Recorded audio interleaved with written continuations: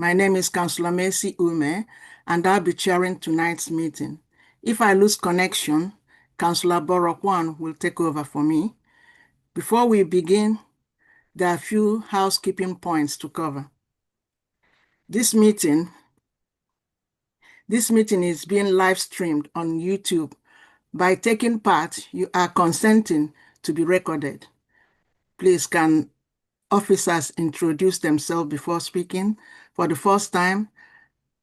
And would everyone please use their microphones? Let's go to the agenda. Now I move to item 1 on agenda. Item 1, apologies for absence. None was received. Item 2, declaration of interests. Do members have any declaration of interests? No. Okay. No, thank you. Item 4, 2 Venstone Place, London, SW61AY. I would like to ask everyone participating to introduce yourselves. As I call on you, we should have with us Mr. Mohammed. Yes. Okay. He's the license holder. We have Neil,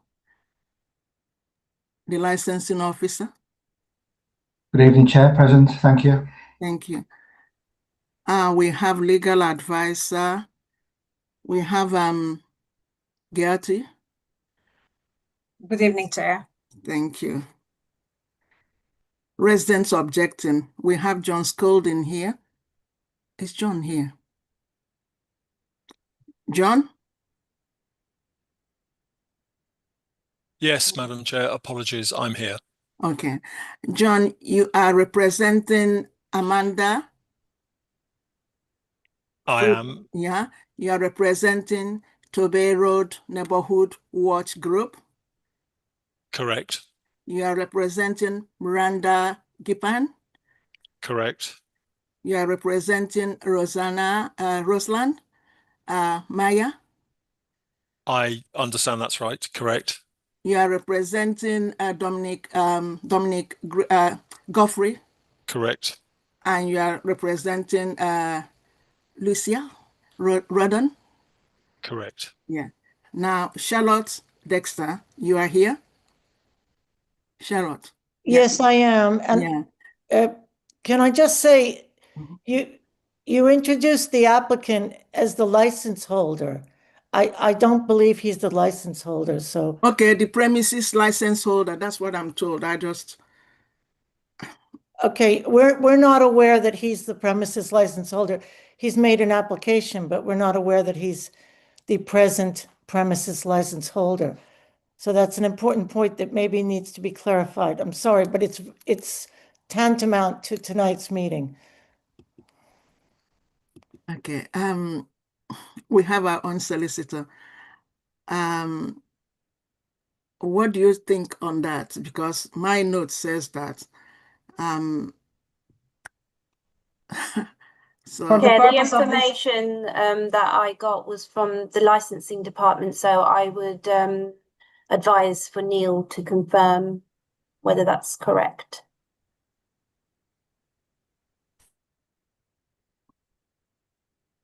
Neil. Yes, so Mr. Mansouri is an applicant for a new premise license. Sorry, I don't know where that confusion's crept in from.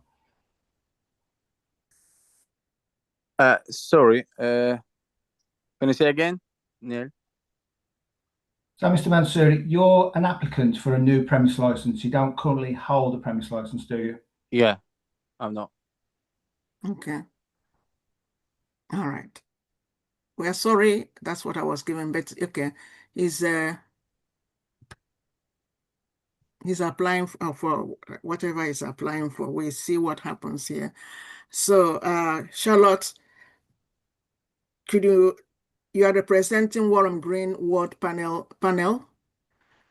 You are representing Barclay Road residents, and you are representing Graham Hall. Is that? That's correct, and thank you for the clarification. Thank you. Thank you. Okay, we have Rose. and she's objecting herself, and as well as Agnes. Rose? Yeah, yes, okay. So now we go to procedure. Before we consider the application today, may I confirm that in addition to the main agenda, supplementary agenda A, B, and C, we are published on the 9th, 10th, 11th of March, 2026. Is that correct? Okay. I will quickly explain the procedure the committee will follow. We will hear from the following. The licensing officer will introduce the application, the residents objecting, and finally the applicant. Usually, each party will address the committee for a maximum of 5 minutes. Following the presentation by all parties, the committee may ask questions of any party or other person present at the hearing, except committee members. No party has the right to ask questions of any other party at any time during the hearing. Following the presentation and questioning, each party will be allowed a maximum of 3 minutes to sum up their case or representation. The committee will then retire for deliberation. Upon its return, I will announce committee's decision. Now, can I ask the presenting officer, Neil, to introduce the application?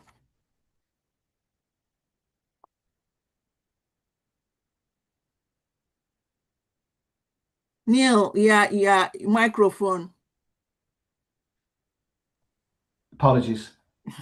I'll start again. Apologies.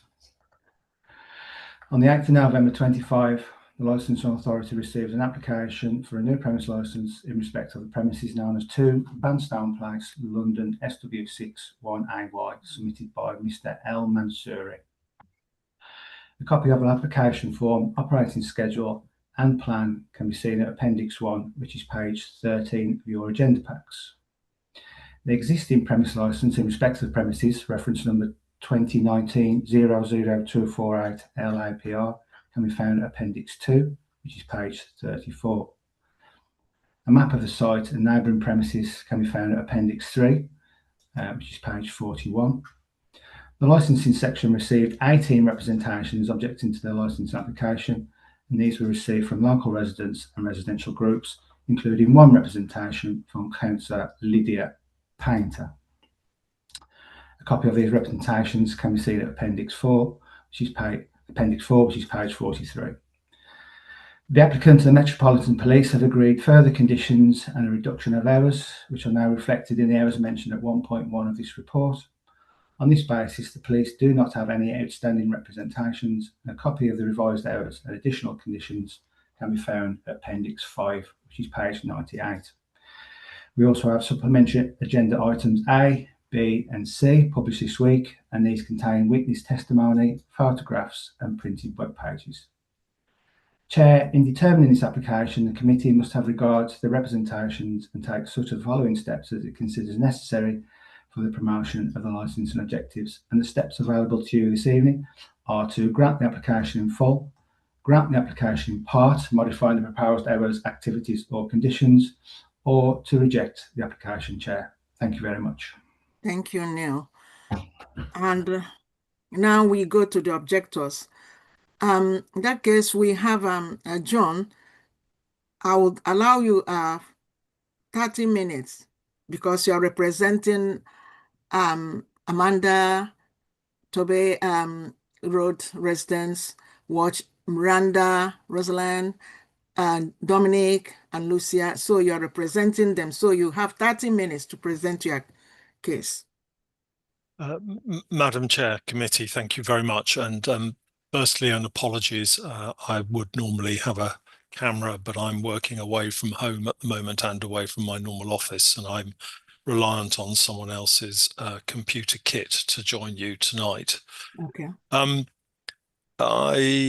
As you've pointed out, Madam Chair, I am representing a large group of people, and one of the key features to this group of people is the very proximity to this site that they have. I'm very grateful for Agenda Pack B, which was circulated, I think, today or possibly yesterday, I think it was put together by the Berkeley Road residents, but at page 7, it lists a large number of the addresses very close by to these premises, and the people I'm representing are within that group. They also form part of the Fulham Island Residents Association. One of the people I'm representing leads that, and also the Dungannon House Management company. So I'm representing through that, as well as the Tournai Road Neighbourhood Watch Group, a couple of hundred, if not more, residents and applicants. A key feature of this application is the fact that its location is at a particularly difficult junction and is slap bang in an unusually residential and densely residential area.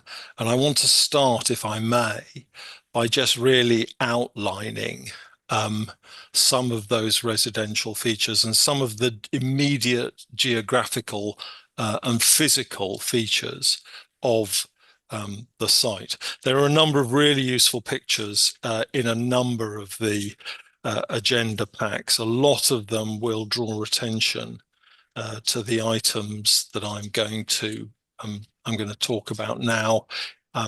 For example, page 17 in Agenda Pack A, but there are many, many others. Page 25 in that Agenda Pack show a very important feature of this location, and that's 3 things. First of all, the location is surrounded by double yellow lines, and as we all know, or if we don't know, I should perhaps just remind everyone. I mean, there are double yellow lines outside this site. There are double yellow lines outside the Ole Cafe on the opposite side of the road, and there are double yellow lines all around Upper Johns. Double yellow lines in this country mean a 24/7 prohibition on parking and waiting, and that's 364 days of the year, including bank holidays. The pictures also show single yellow lines on the immediate pavement next to the double yellow lines, and that reflects a prohibition on any waiting, parking, or unloading. And the purpose of these yellow markers is to highlight that not only the road and the carriageway, but that any verge and any pavement and any immediate area by the road is protected and highlighted as having a special significance. The pictures also show that in addition to those 2 items, there are metal parking bollards. And metal parking bollards in this area, as they always are there for security because of the density of traffic and the feature of the junction, and traffic control. But they are a principal feature of public safety. They are there to flag the fact that you have a junction that links 3 very busy, very dynamic roads: Walham Grove, Vanston Place, and the North End Road.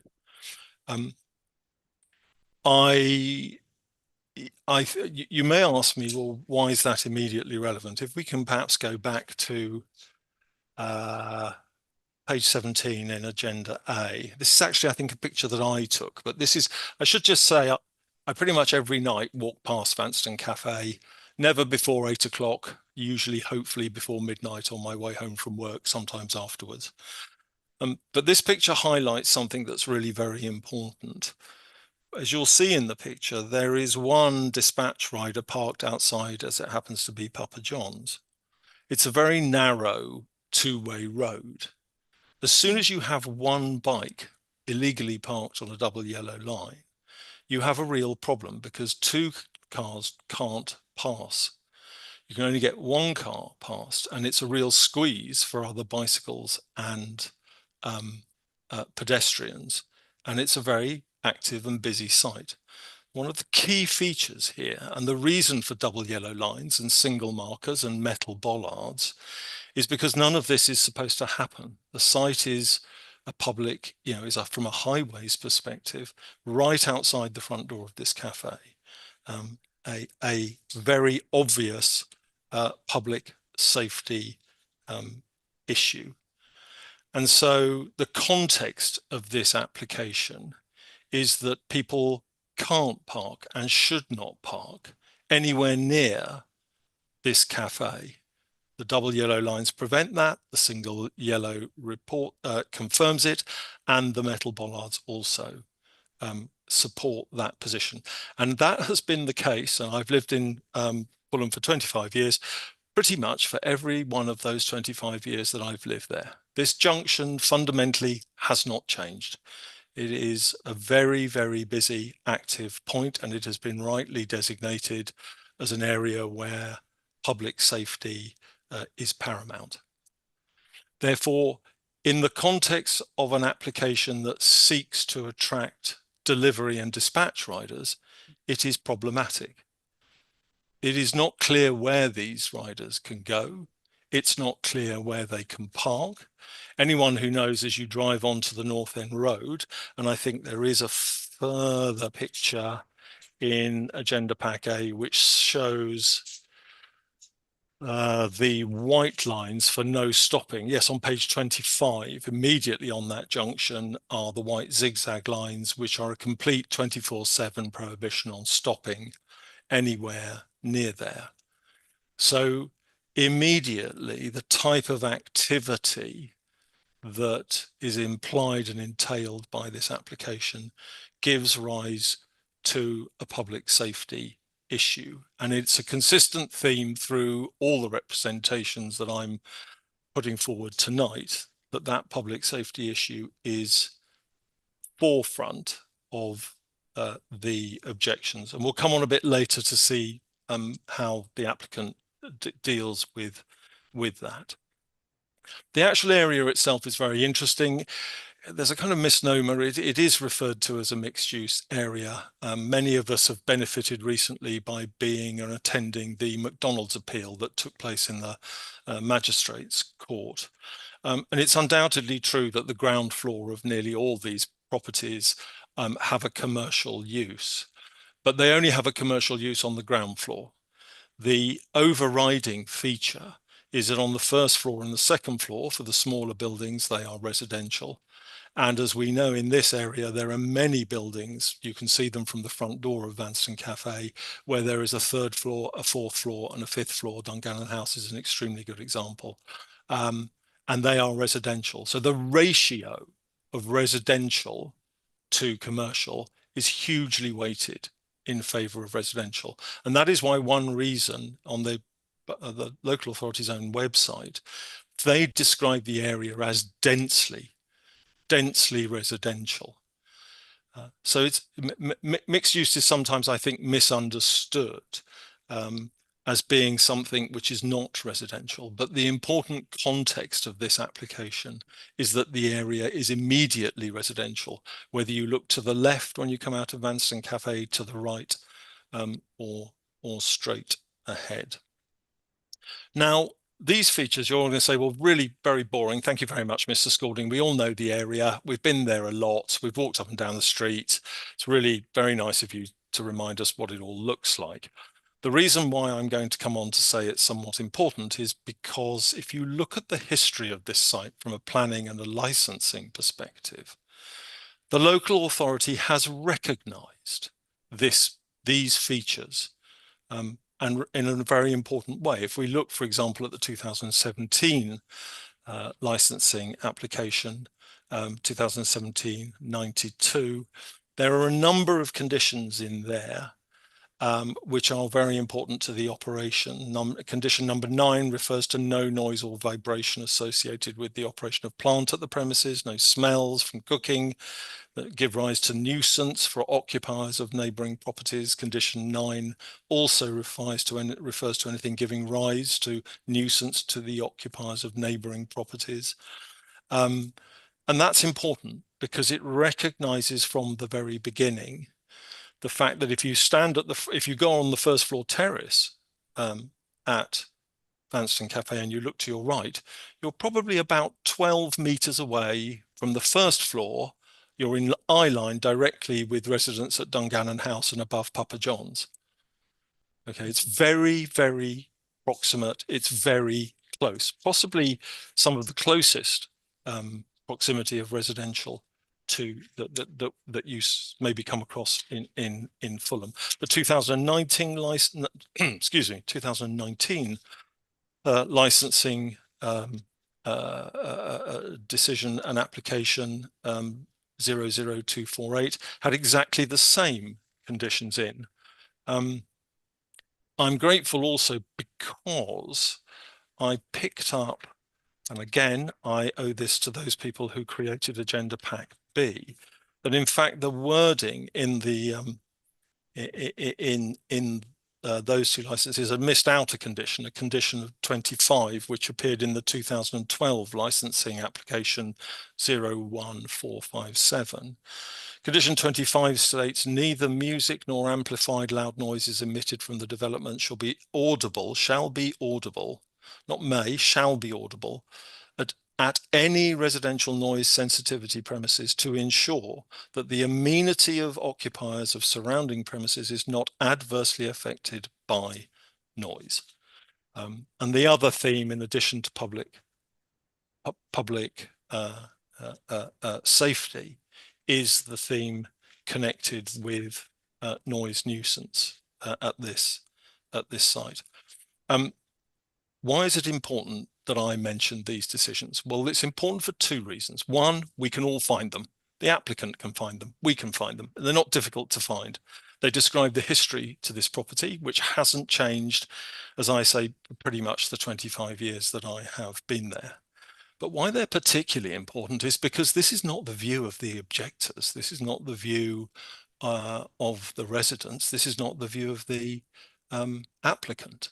This is the view of the local authority. It followed due process through planning. It followed due process through licensing. And time again, the licensing committee and the planning committee came back and found that it was necessary to impose these conditions and expressly recognize the close neighbouring proximity of residential areas. It's true of planning as well. I have only cited so far the February 2000, the 2017-2019 licensing, but if you look at the 23rd February 2011 planning decision, that is even more detailed. It talks about no use after midnight to 7 o'clock to ensure that the amenity of occupiers of surrounding premises are not adversely affected by noise from people leaving the site, noise of selling out of the building. That's condition 4. Condition 5, no customers shall be on the premises in the restaurant after midnight, in order that noise and disturbance which may be caused by customers leaving the premises is confined to those hours when ambient noise levels and general activity are sufficiently similar in the surrounding area. We jump to condition 10, no deliveries or collections, loading or unloading shall occur at the development, hereby approved, and to ensure, the second paragraph of condition 10, to ensure that the amenity of occupiers of surrounding premises are not adversely affected by noise.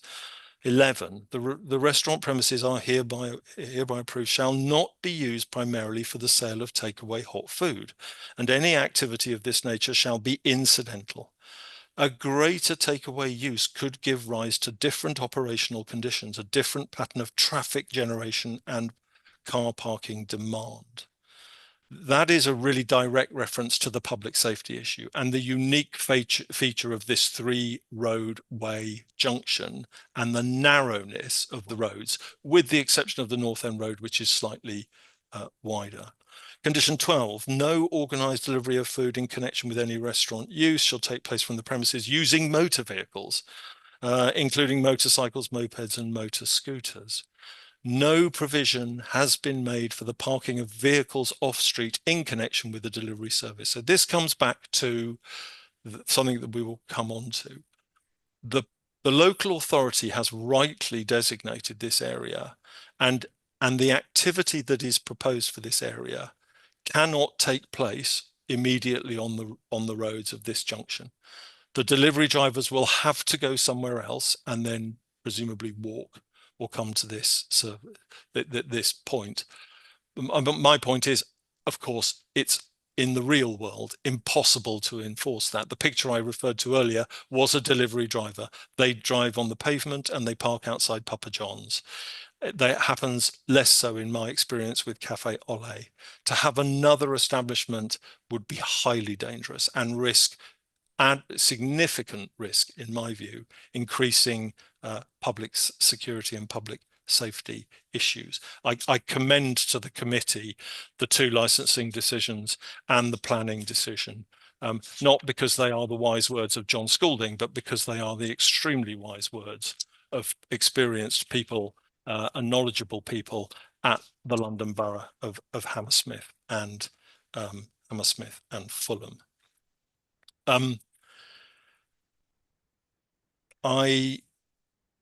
Picking up on some of those issues, I would like to refer the committee to the first pack that came out before Agenda A.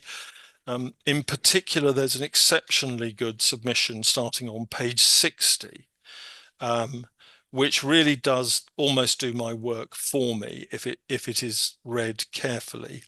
In addition to describing the densely residential area and the numbers of people impacted, it also reminds us, of course, that it's right next to a church. And a lot of people came to the area because St. John's Church is a particularly lovely spot. It is an area of some peace and quiet, but the area already has some issues, which for example, at page 62, it's been a long-standing issue that delivery drivers use Vanston Place as a speeding cut-through, because instead of having to go down the North End Road, through the traffic lights, down to the Fulham Road, get to the roundabout, turn left, follow the road around to Fulham Broadway, all they need to do is scoot down Vanston Place, drive past El Santo and Vagabond, where at page 67, by the way, there is a picture of the sign that says no through route to Fulham Road. That's completely ignored, and bikes ride on the pavement and drive over and go through the cobbles and then leave to join the traffic lights at Fulham Broadway. The area already, let alone its physical constraints, already has other very difficult issues with delivery drivers and the late night nature of these whizzing around on roads and creating noise. The submission that I refer you to starting on page 60 also includes some very well-known stats which sadly record the fact that Hammersmith has been for some time singled out as being one of the most sleep disturbed areas, and I suspect it's that reality is probably one of the reasons you see so many residents on these hearings. They are all from trying to fight on behalf of themselves and their families and the residents on their road to get a break, and that break, quite frankly, broadly comes between 11:30 at night and 6 or 7 in the morning. It's the only time when we as residents can hope that we will not be disturbed because somebody in the borough would like the luxury of some food or a burger or some chicken or whatever it is delivered in a means which drives down a road with 100 and 140 people on, and sadly every time a small and probably growing number of people are woken up by that noise. But the impact of disturbed sleep and lack of sleep is becoming, as we know in our society, better understood and more widely appreciated. I'm just quickly going to look at my time. I think I've got 10 minutes left, and I know, Madam Chair, you are definitely going to keep me to that. Yes. I want to just say a little bit about the first floor. So as you'll see from the rest of the pack, there is a lot of evidence, some of it photographed by me, that the first floor has been open and actively used. I see it virtually every night after 8 o'clock and after 10 o'clock. It's used a lot with a large television screen. I don't know its precise dimensions. It must be at least 60 inches, probably larger, and it has a sound system. And at the moment, the pergola has these plastic walls, then there's no form of sound insulation. And actually, I haven't counted it, but actually football is watched a lot. That just happens to be a case, but it could be any sport, quite frankly. That's just what I happen to have seen. The problem is, of course, when the pergola walls come down for the warmer weather and the summer, residents will be living right across the road from a huge television screen which lights up the area and all the audio that goes with it and the noise that is generated by happy football people and other sports people who are having a night out watching it. They're not going to be in the wolf pack confined inside. They're going to be outside on an open terrace.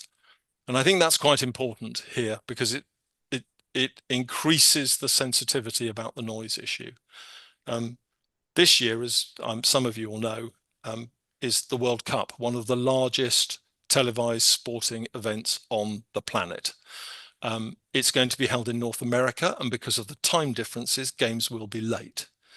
It is absolutely a concern that if this application is granted, the facilities on the first floor will either attract a lot of people or a lot of people watching sport or other things late at night, right on the doorstep of residents. They can already hear the activity of people coming and going, and when the pergola walls are not up, because they're not proper insulation walls, they can hear what's going on the first floor terrace.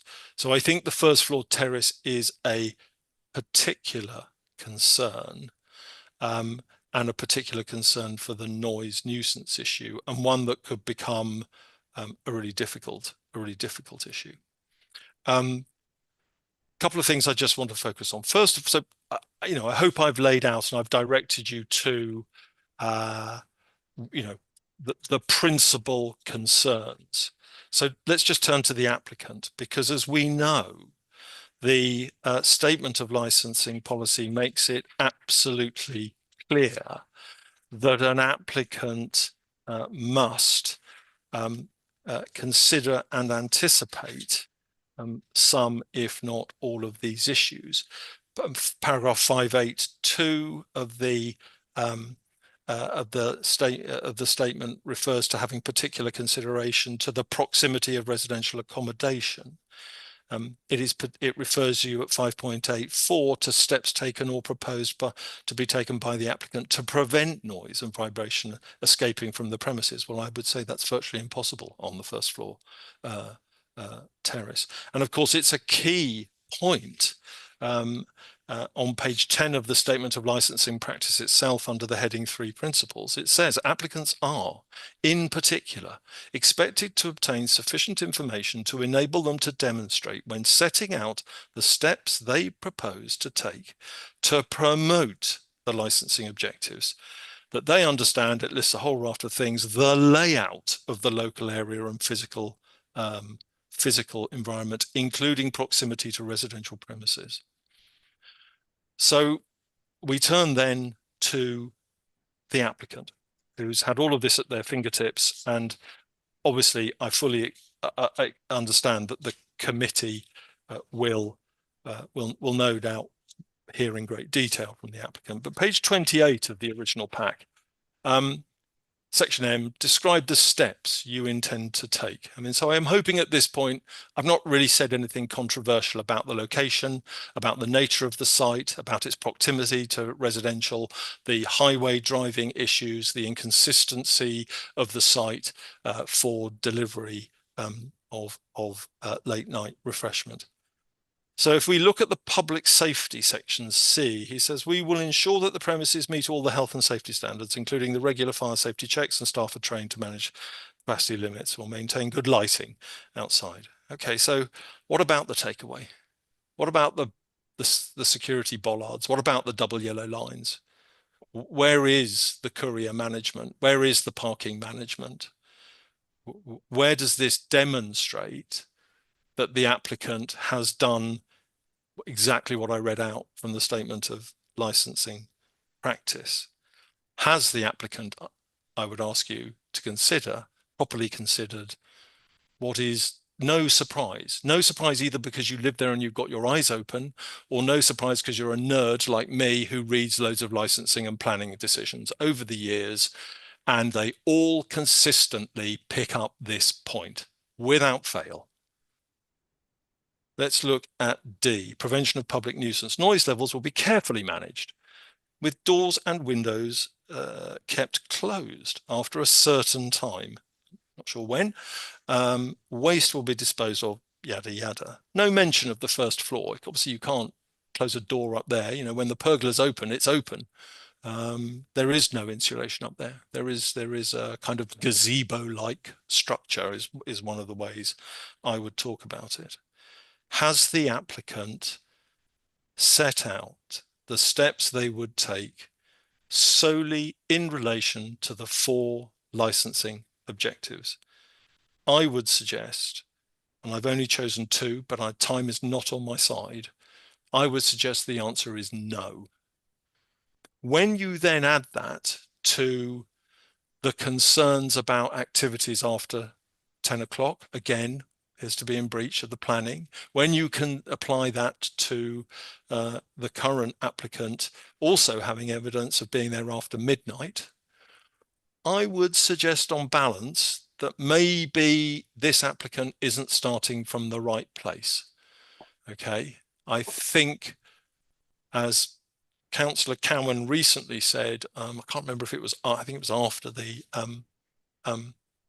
McDonald's hearing, you know, we want to encourage, we're very good. The borough's very good at attracting businesses and encouraging businesses, but we want good businesses. We want responsible businesses.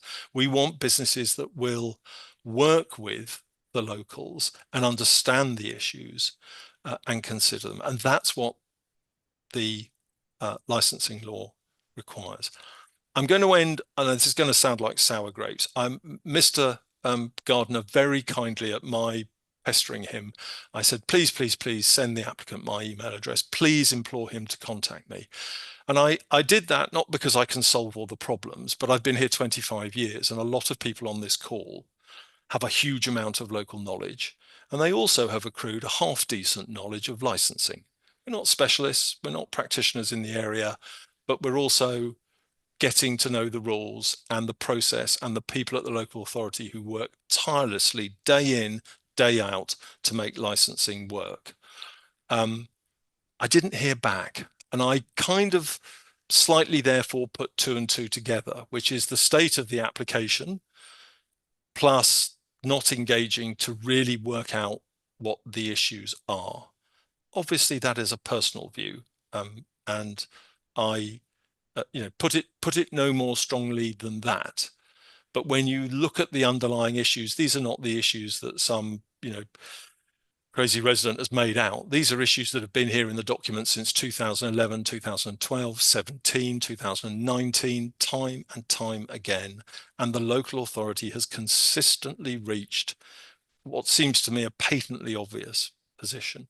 So for these reasons, and there are many more, but I'm going to run out of time, I don't feel that the I think your time is up, John. I'm sorry. I knew you were going to cut me. Yes, your time is I'm up. blaming my 30 watch. minutes is I'm up. blaming my Sorry. watch. No, Sorry. absolutely fine. Thank you very much, Madam Chair. Thank you so much. And I think before we continue, can I ask exactly, Neil, this licensing today, could you tell us whether it's for takeaway or delivery, or what are we talking about today? Could you clarify? So, Chair, the applicant has applied for both indoors and outdoor late night refreshment. Okay, so, okay, that's great. So I just wanted a clarification on what we are dealing today. Okay, then we have to go to Charlotte. Dexter, you have 15 minutes to speak because you are speaking on behalf of Walham Green Ward Panel, Barclay Road Residence, and Graham Hall. So I'm giving you 15 minutes. Okay, thank you very much. Good evening. I'd like to start with supplementary agenda B. And at the back of that is information from our ward panel chair.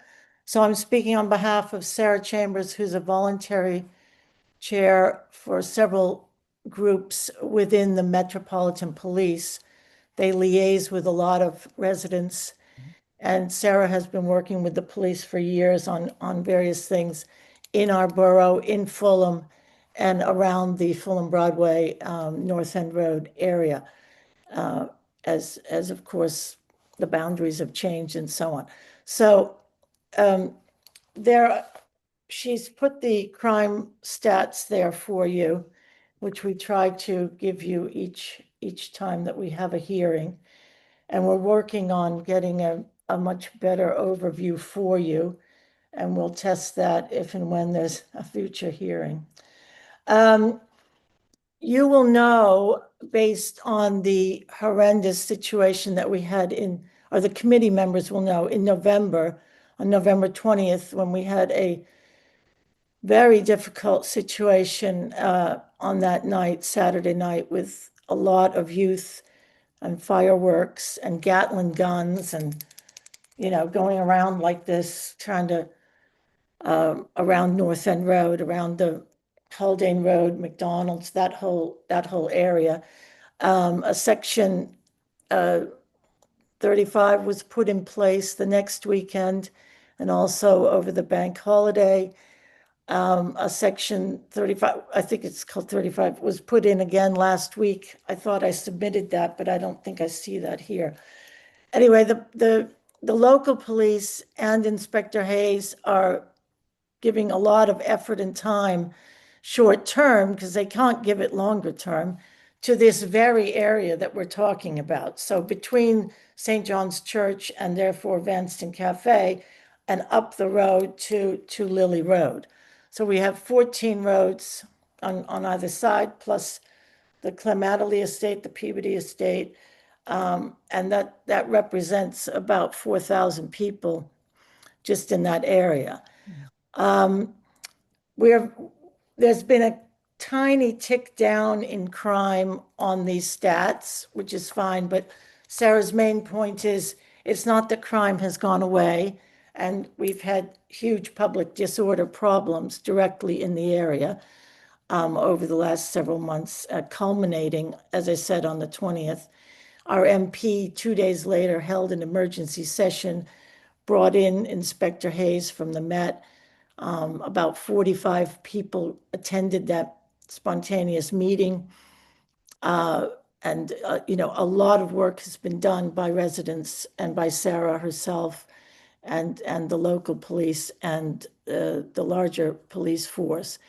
So we're grateful to them, and I was asked to make that clear to the committee tonight that this is a huge hotspot now for the Met, and they're trying to get things under control. They've been to schools, they're standing outside gates, they're chatting, talking with kids. They, as a result of November 20th, they actually arrested 3 children under the age of 14. So that's on their record for life, apparently. So this is very serious stuff, and it's right in our midst, in our beautiful villagey Hammersmith and Fulham residential midst. So that's the crime situation at the moment. I've set out in that same agenda, supplemental B, really what's going on now, which we've become more aware of in the last week, is that the existing license, the 2019 license, is in the name of Mr. Lodico, and he's an Italian who runs Frobert's Gelato, which is very famous in Chiswick, and he was the one who took over the Vanston Place area after a pizzeria was, well, first it was toilets, as you know, Victorian toilets. That was taken all down. Then it was a pizzeria. And then he took over the place in 2019. And that's the existing license. He is the existing license holder for this premises. And the applicant, Mr. El Mansouri, is the applicant for a new license. So we have seen a lot of activity late at night on the roof terrace, and we've made complaints, official complaints to the licensing authority, because the roof terrace is supposed to be closed at 10 o'clock at night, according to the existing 2019 license. And Mr. El Mansouri has explained to the licensing authority, to Adrian Overton, that he is not running his premises under a license.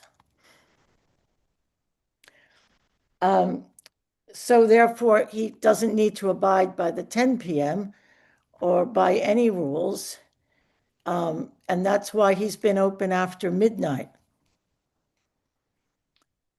So I have documented in these supplementals that I made a site visit late in the afternoon a few Tuesdays ago, and I spoke with a very young man. I emphasize that.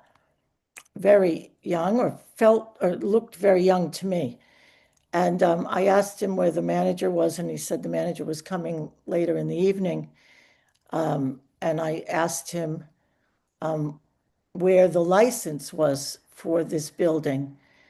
And he pointed me to sort of a food standard, some kind of food thing or something. You know, I'm not quite sure what it was because it was behind him, so I couldn't really read it. And I said, well, you know, this place has a license and you have a duty by law to post the license on the wall. Usually pubs do it in frames or whatever because it's 4 or 5 pages long. So he didn't know anything about that. And then I asked him a few more questions. And then I decided to leave. I wanted to go upstairs, but to see the roof terrace more closely. But I didn't do that because I just didn't feel comfortable. He told me they had every license that they needed, and you know, so on. So what we've realized is that Mr. El Mansouri he's running a roof terrace. We can hear a lot of, I would say, male voices, the sports screen. I personally haven't heard music late at night.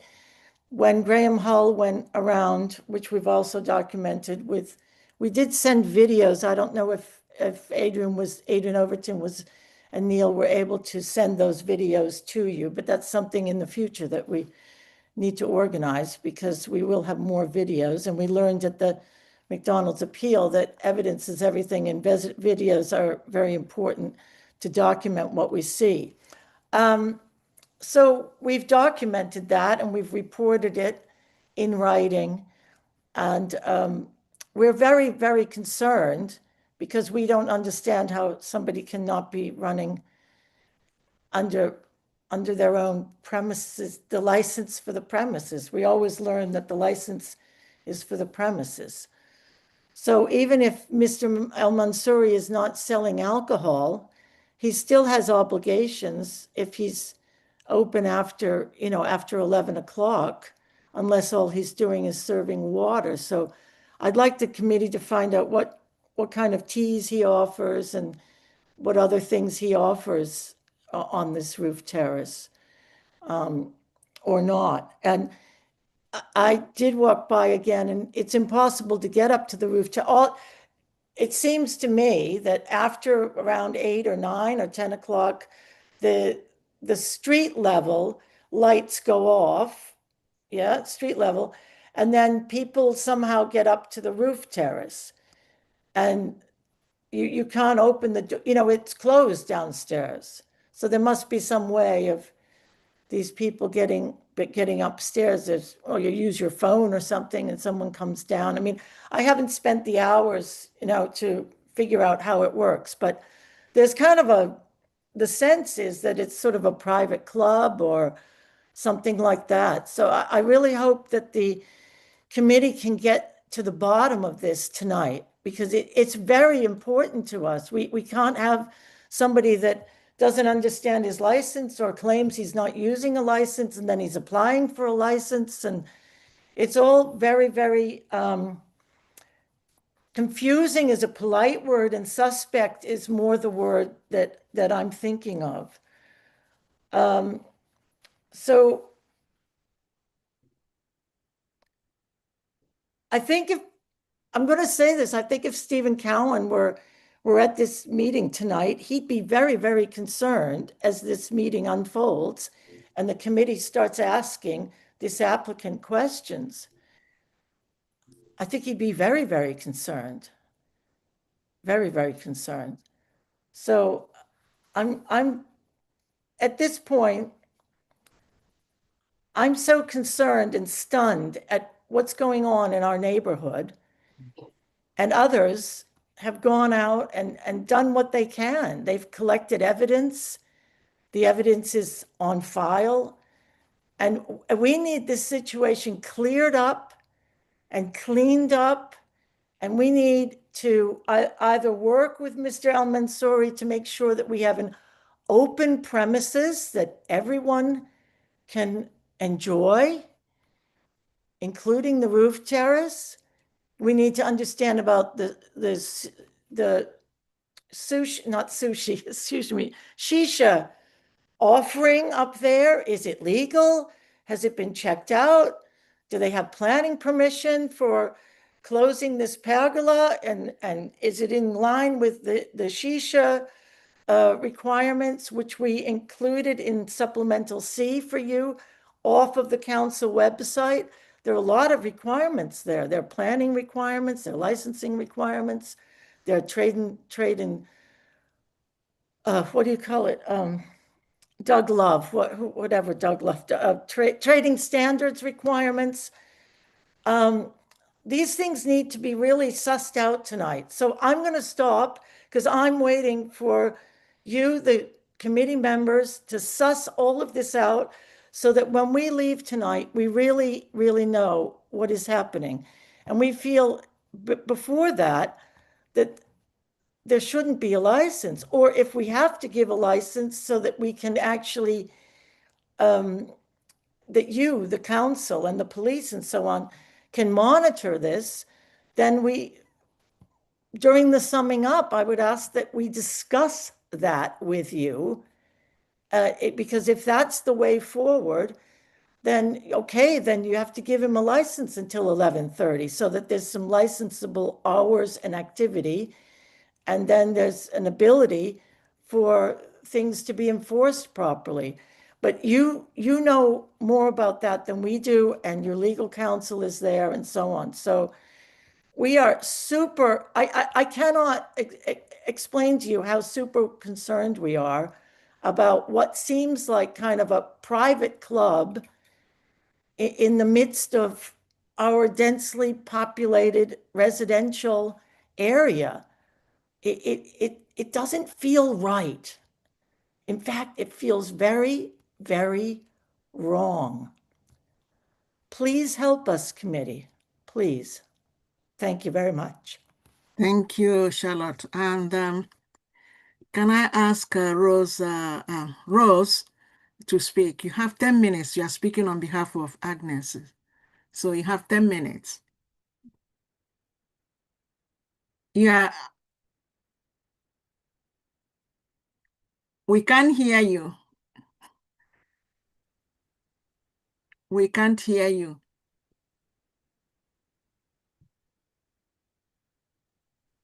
Can you hear me now? Yes. I'm so sorry. No, it's fine. It's fine. It happens to all of us. Don't worry.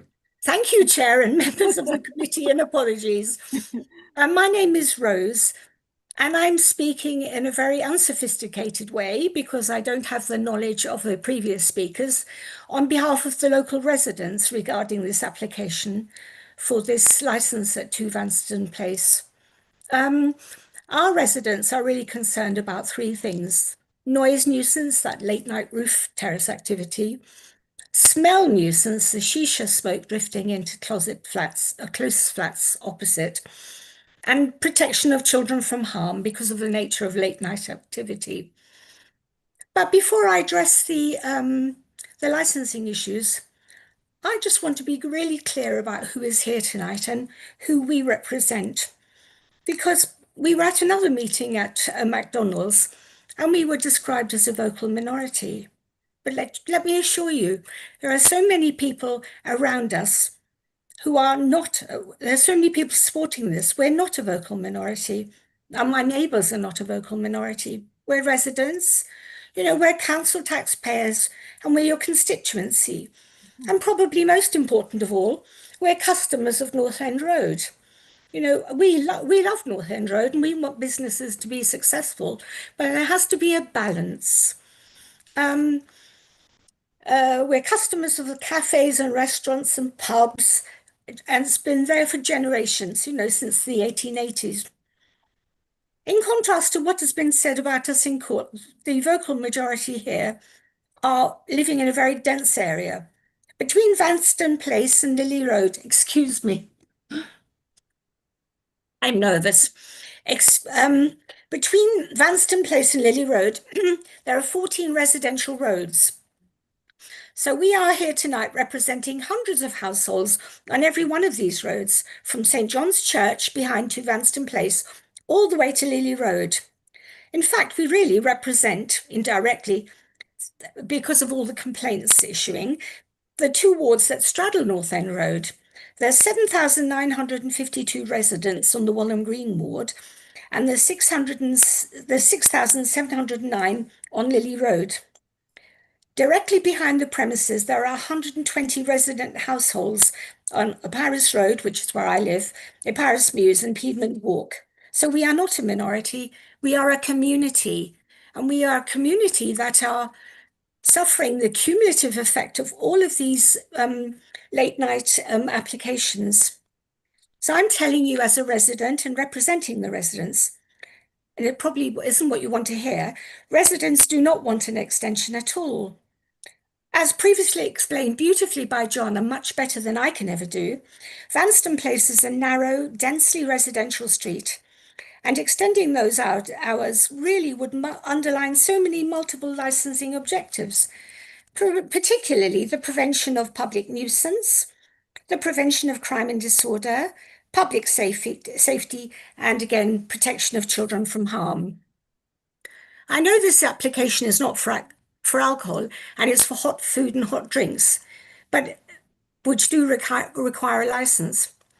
But what concerns residents is really this roof terrace, which has effectively become a sort of private club or something, which, as I think Charlotte explained it beautifully, you can't actually get in. It seems to offer sort of shisha smoking. There's a TV in there, and there's music in there, and it all seems to be, well, she said the word suspicious. We don't understand it really. So the street level cafe closes at about 8, actually, as far as I know, when I've been walking past. But the later groups of men seem to go well past midnight, but on the top area. And we have submitted video evidence showing this. So I hope I'm explaining this. The council's own statement of licensing policy sets out the suggested closing times for different types of premises. So it says, for late night refreshment premises in residential areas, and this is really a densely populated residential area, the policy seems to be very explicit. It says, not considered appropriate. And this is exactly what all the residents are saying. This isn't appropriate to keep extending the hours later and later, because it's really impinging on the residents. Vanston Place, as I've said, is a residential street. It's not a town centre, and it's not a mixed-use commercial parade that we're talking about. And yet the applicant now is seeking hours that exceed even mixed-use guidance. Now, the police have agreed hours, if I've understood it correctly, from midnight on weekdays and 1 a.m. at weekends. But this seems to be completely out of step with what the licensing is, because it seems to be 11 o'clock for residential areas, and for late night refreshments, there seems to be no late hours at all. I'm coming back to it again. We are a very densely populated residential pocket here, with far more people living within a few meters of the premises than the borough average. It's got one of the highest levels of sleep deprivation in London, and this really is a huge issue for residents. So this is a new license, so the conditions hopefully must be reapplied. Because this is a new license and not a variation, we must ensure that the important existing conditions from the 2019 license are placed anew on the new license, and therefore we ask the committee to retain condition 8, no use of the roof terrace after 10 o'clock, and that's a plea from the heart. Condition 10, no noise or vibration audible in neighbouring properties. I think John explained that probably better than I am. Condition 24, roof terrace lights to be switched off after 2200 hours, meaning the terrace is not in operation. And leading on from that, really, I think we'd like to ask for some new conditions if they are not already in place. That would be full coverage CCTV, for the basement, the ground floor, the roof terrace, all angles, no blind spots, and the external perimeter. Shisha specific controls, because shisha pipes are being smoked there, and we don't really know whether it's permissible or not. And this again is a cry from the heart, a strict 22-hour terrace closure with the lights off and no customers or staff permitted on the terrace after that time. Finally, the licensing authority has confirmed that the existing license is fully paid and active until this month, actually, and that the landlord's legal representative has suggested it could be transferred to the new tenant. Well, this would mean that the license is valid, capable of being used, and its conditions probably must remain in force. If the premises is already failing to comply with the conditions it currently has, there's really quite a serious question here about any basis at all for extending the hours. I think in closing, I'm just going to say, please, the residents just do not want any extension at all. A premises that is already failing to comply with its existing conditions cannot be trusted with extended hours, and the residents just want to get some sleep. Compliance must come first, and in this case it hasn't. We therefore respectfully ask the committee to refuse this application. Thank you. Thank you so much, Rose. And I have to say one thing to you. You are not a minority. Council is here to listen to all its residents. So Thank you. that's why we are here. So nobody's minority. You are residents of Hammersmith and Fulham. So let's get that one clear. Thank you. Thank you. And now we have the applicants. Mohammed, Mr. Mohammed? Hi. Yeah. Mohammed, you have 15 minutes to present your case. You have 55 minutes to present your case. Mr. Mohammed, is it possible we can see you, we can see your face? One moment, let me try and turn my camera on. Give me 1 second.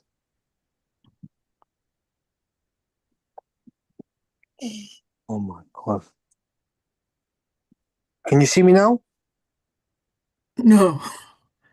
Oh. 1 moment. It's actually not coming on. Camera's not coming on. Yeah, it's not working at the moment.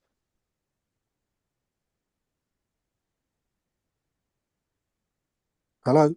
No, Mohammed, it would have been nice for us to see. You know what? It would have been nice for me. I would like for you all to see me as well, because I do actually want you to see me when I'm presenting myself forward. Okay. Can I just suggest that maybe if he leaves and rejoins, Okay, can you leave and then rejoin again? So maybe we can, your camera can show. Is it possible? Yeah, let me try that. 1 moment. Okay. Okay.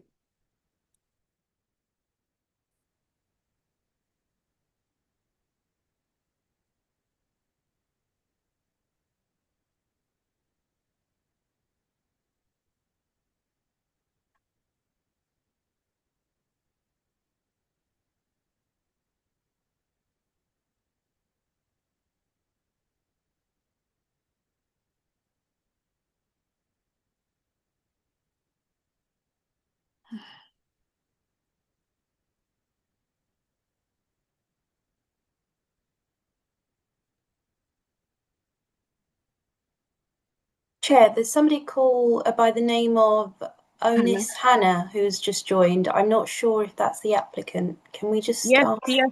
I just joined in. Thank you. I've been trying since Can sort I of ask, can you 6:30. please confirm who you are, because we don't have you on the attendance list?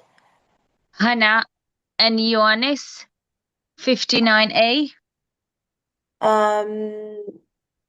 Oh, we haven't. I haven't sent you a Zoom invite, and you're not on the attendance list. So I received the Zoom via. Hold on a second. Just this afternoon, but yeah, it's okay. you should receive it from Through myself. Charlotte. I'm Rita. Okay. They shouldn't be forwarded on the Zoom invites. Okay. So Well, it's up to you. I can just jump out. It's completely up to you. You can stay on the hearing if you want, but you're not going to be speaking. or Because chair, you're- I can if it's in, they could watch the hearing on YouTube. That Okay. might. All right. That's fine. Thank you. Thank you.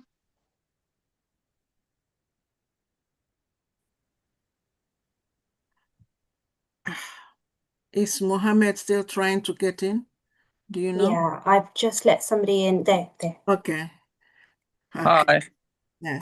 Thank you, Mohammed, for rejoining. Okay. You're welcome.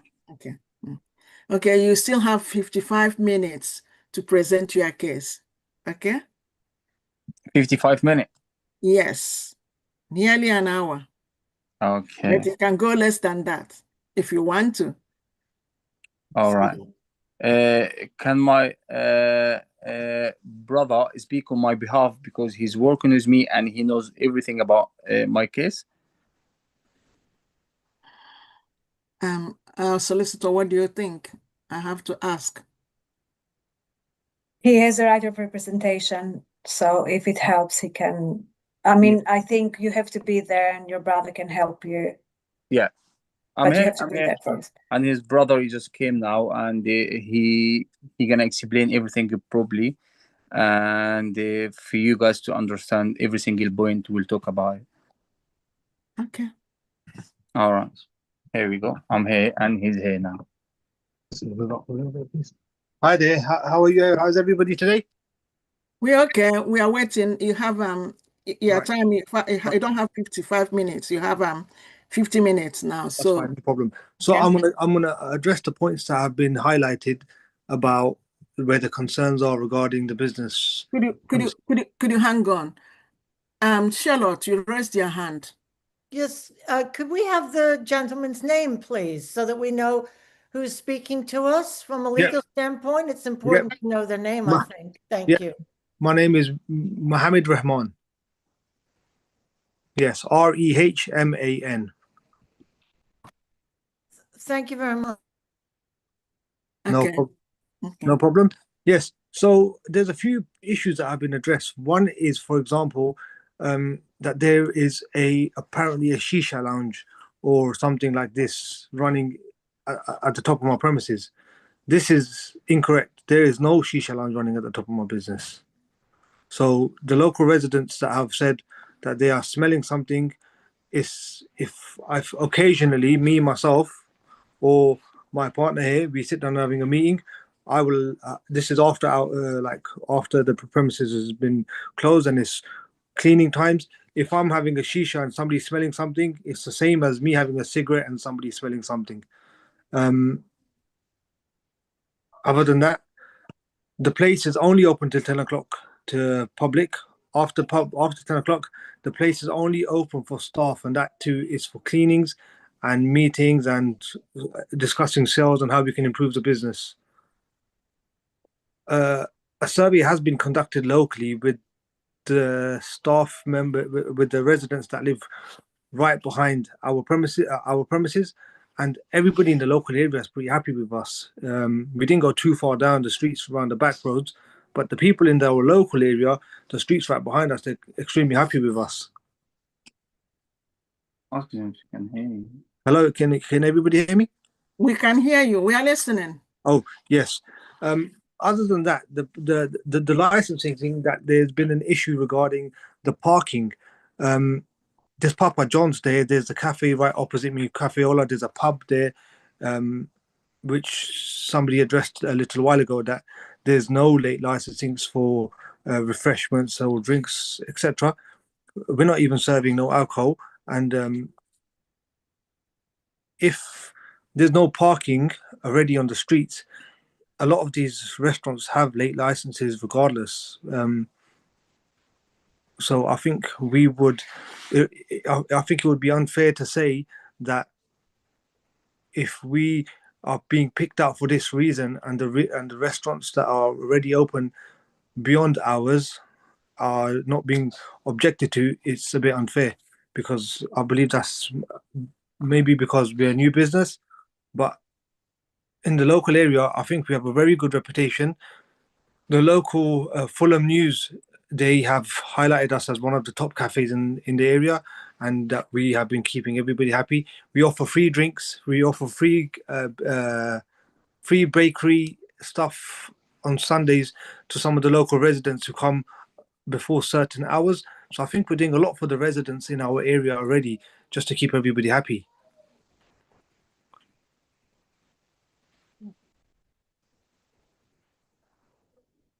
What other points was adding?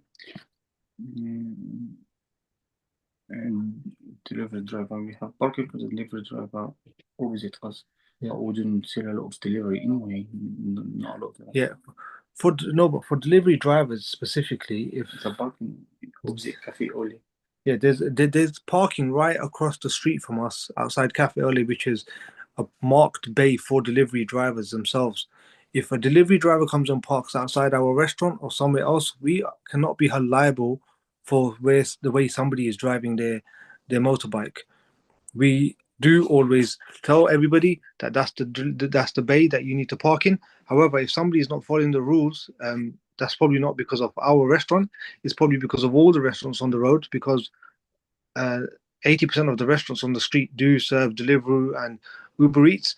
However, we have no input in the way that the delivery drivers park. There is a designated bay from the council for the delivery drivers. However, I also believe and agree that those rules should be followed by the drivers, but that's nothing that can be controlled by us specifically. We can leave a note on our window to say, all delivery drivers please park in the marked bays.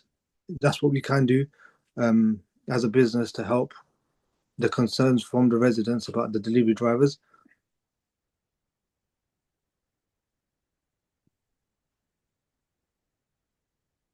There's a lot of local asking us we come late, we need to come enjoy the terrace, sit for a little bit. Yeah.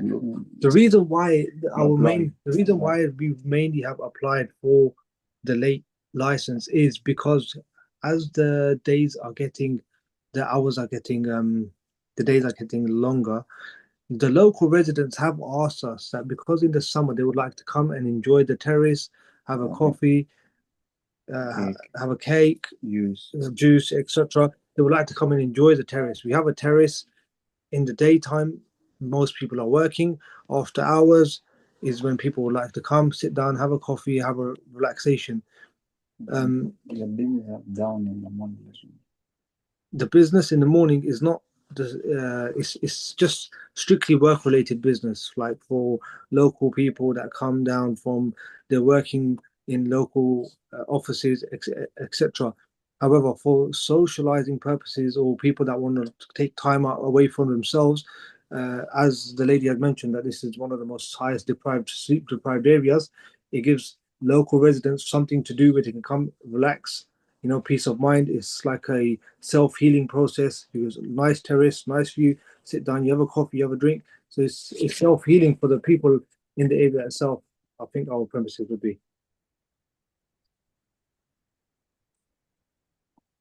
To work with the neighbors, to work with the locals. Work together. What we also can offer is any of the local residents or anybody living in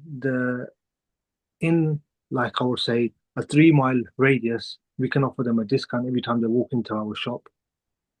Something we can do for the community. We try to make them happy. Any concerns, a lot of the local residents come inside, sit down, have a chat with us, just talk about life, day-to-day life. I think our business has helped a lot of. If somebody comes and looks at our business, we're not one of those fast food businesses that's moving in and out very quickly. We're more like a coffee place where somebody can come. It's more like a dining, a relaxation. It's not our settings are very cozy for the local community. The local community doesn't want us to open up, and they're saying that it's very loud. I believe that's totally incorrect. After 10 o'clock, there's no noise at all from our premises. If maybe I'm a smoker myself, if I smoke a shisha, that's me smoking. It's like me smoking a cigarette. It's 50% open up to top. If I smoke a cigarette or if I smoke a shisha, that's me smoking myself. It's not a lounge running or me making a business out of it. It's myself. If I walk onto the main road and have a cigarette, it's the same thing as me having it on my terrace. I'd rather me have it on my terrace so it doesn't bother nobody rather than have it on the main road. Other than that, there's no music. There's no businesses that shouldn't be happening there. As somebody mentioned earlier as well, that we shouldn't be open till late because of underage activities happening at the premises, which shouldn't be happening.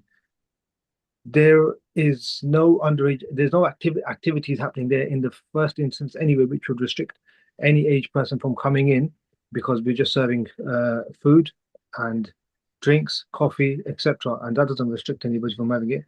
We do still check ID for somebody wanting a Red Bull, and that too, even if they are over their legal age, if they would like a Red Bull. So, however, if a concern is made, like somebody doesn't want underage activities happening there, a sign can be put up strictly asking for age, like no, this underage people allowed. However, but we don't have no alcohol, we don't serve no tobacco, we don't serve no cigarettes or anything like that.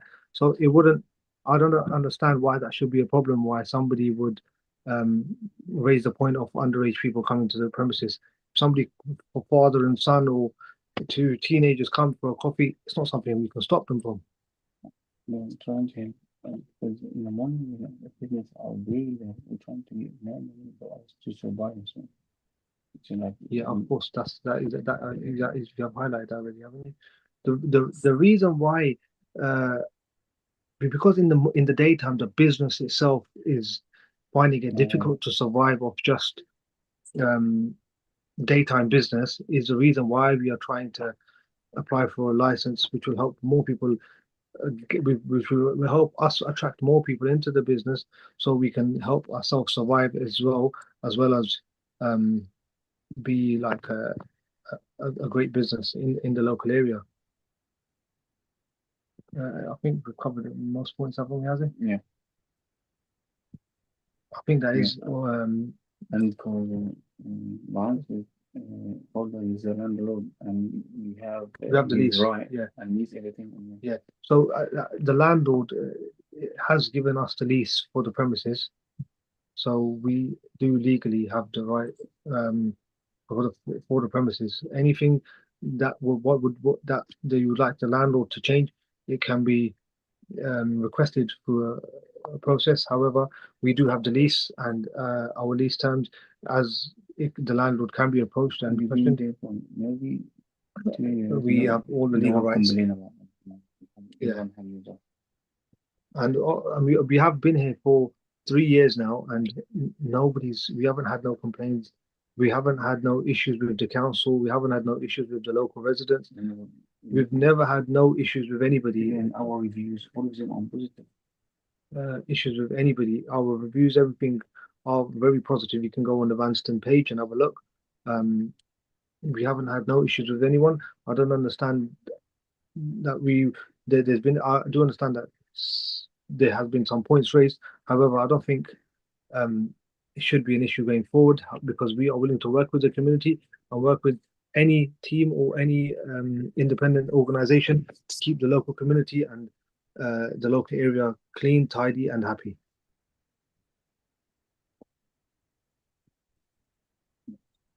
And I think we're done. You're done. Yeah, we've highlighted all the points that have been raised, because we've been noting it down, all the points that were raised. And obviously we were going to bring them up, points up anyway, but it's good that somebody's raised them, because it gives us a chance to address our concerns as well, that what as a business we are trying to do. Okay. Thank you, Bud Mohammed. And Councillor, could you wait?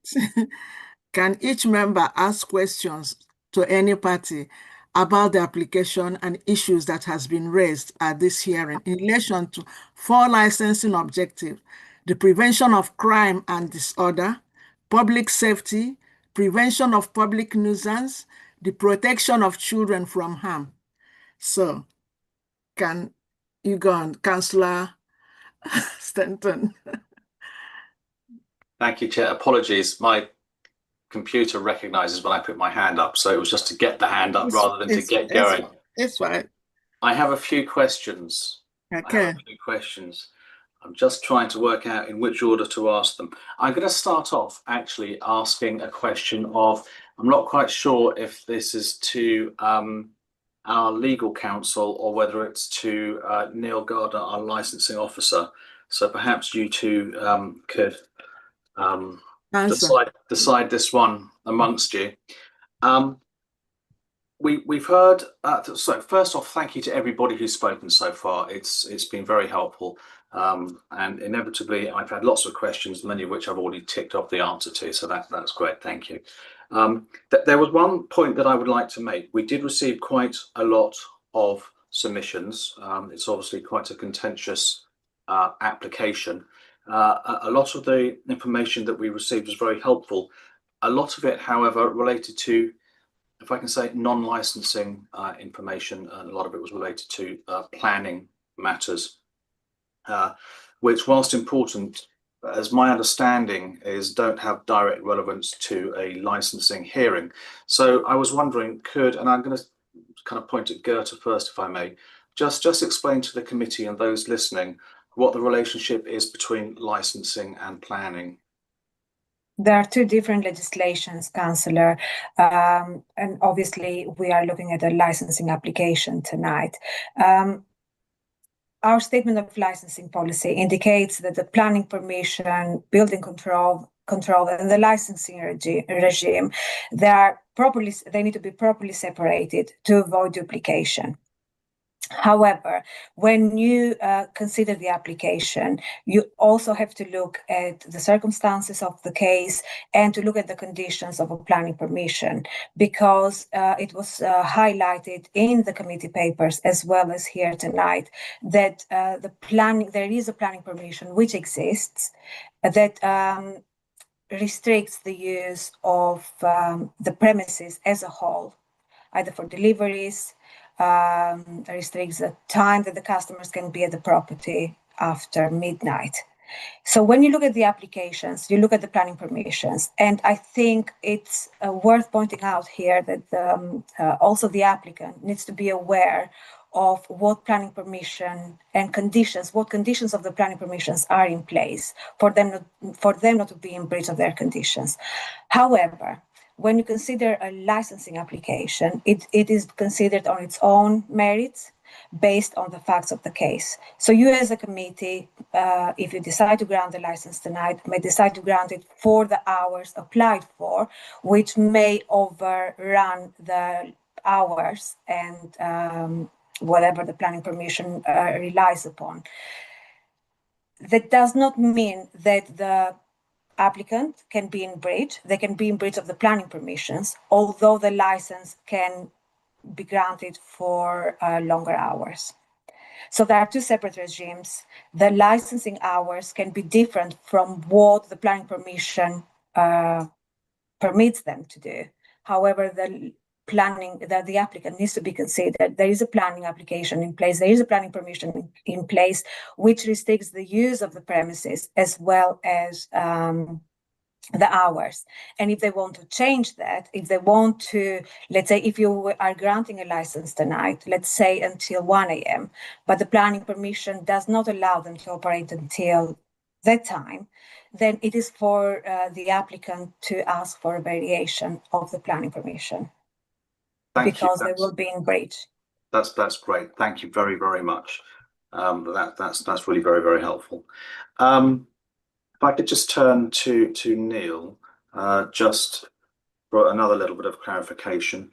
It says in the main agenda on page 6 of the bundle, and that is, page 6 of the bundle, that there have been over the last 5 years, and I do note that the applicant has said that they've been in the premises for 3 years, so some of this may not relate to the current applicant, that there have been three complaints, 2 of which were noise related.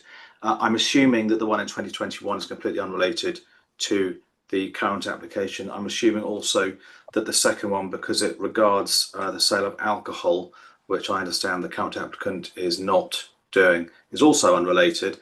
However, the third one on the 3rd of June 2025 seems to directly relate to the current applicant. It also says in the pack that the case remains open. So I was wondering if you could give us any update on that, please. Yeah, certainly can, sir. These are just merely allegations at the moment. They've not been witnessed by officers. The investigation, it does remain open on the case file, and we are monitoring the situation. Okay, so that's my maths is evading me now, but that's about 8 months ago now. So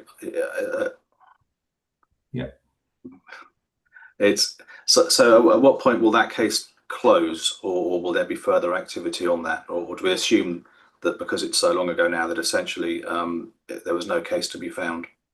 Now it remains open because obviously the investigating officer doesn't feel content to sort of close that case down at the moment, so he's leaving that open to, if needs to be, gather more information should anything still arise. Okay, thank you very much. And one final question for you. I understand that there has been discussion about the existing license transferring to the current premises lessee. Yeah. I was wondering, has there been any change since the papers were published on that? Now, my understanding is the premise license holder at the moment, who has the premise license 2481, is the landlord. The new applicant who's here tonight is the tenant, and at some point I believe that the premise license is going to be transferred to the new applicant tonight. Okay, thank you very much. Okay, if I could turn to the applicant, please, and apologies, sir, I didn't take your name down when you gave it earlier. My name is Mohammed Rahman. Mr. Rahman. Okay, thank you. If I could just ask you and your brother, I think you said, a couple of questions. Can you explain the business model that you have there? Look, I have to say, I live in the area. I'm aware of the cafe. I've been, and I've actually, visited it on occasion. So we say mid-afternoon. I don't know what happens after 8 o'clock or later. I do note that you said that you only open until 10 o'clock. I did question on that basis why you were applying for a late night refreshment license until 1 or 2 o'clock. I appreciate those times have changed now. So can you just explain to us what your concept is for the late evening, what the timings will be, and what the offering will be to customers? So we'll be more like we'll be serving like non-alcoholic mocktails. It's not something we have at the moment. It's more like a afternoon sit down catch up. It's nobody drinks. Well, I wouldn't say nobody, but somebody like me wouldn't drink coffee that late at night because I like to sleep. So somebody that I would still like to go out and have a chill out with my people and just have a catch up about just a bit of socialization, a bit of food, late food. We're trying to add additional things into the menu, which at the moment we're like an all day brunch. but we are trying to add some dinner, some chicken salad, some grilled chicken, some mushroom. It's more like just improving the business, to be honest. That's what ideally is our business model. Okay, fine. So, if I can put it this way, to somebody who knows the cafe as it currently is, it's effectively something like you have the daytime offering, and then there'll be a different new nighttime offering. Yes, correct. Okay, fine. Now that's great. Thank you. And are you going to be offering that for delivery? Is that going to be for delivery as well? Is that late night? It's going to be for delivery as well. We didn't think about it yet. It's not something that we have currently discussed at the moment. I think our delivery currently shuts off when the shop closes at 10 o'clock. Okay. I mean, what I would do is whilst bearing in mind what I myself said earlier about planning, I would perhaps caution you to have a look at the planning conditions that you have, because they are mentioned and the deliveries are mentioned in that. So you should have a look at that to see if you're actually able to do that in any event, irrespective of anything that happens this evening, because this is, let's say, this is licensing. If in the licensing application we're not able to do deliveries after a certain time, we're not willing to go against any rules to risk our business in any way. That's why I didn't give you an answer saying yes or no, because it's not something that we haven't looked at the paperwork at the moment. Once we look at all the paperwork is when I'll be able to give you a definitive answer.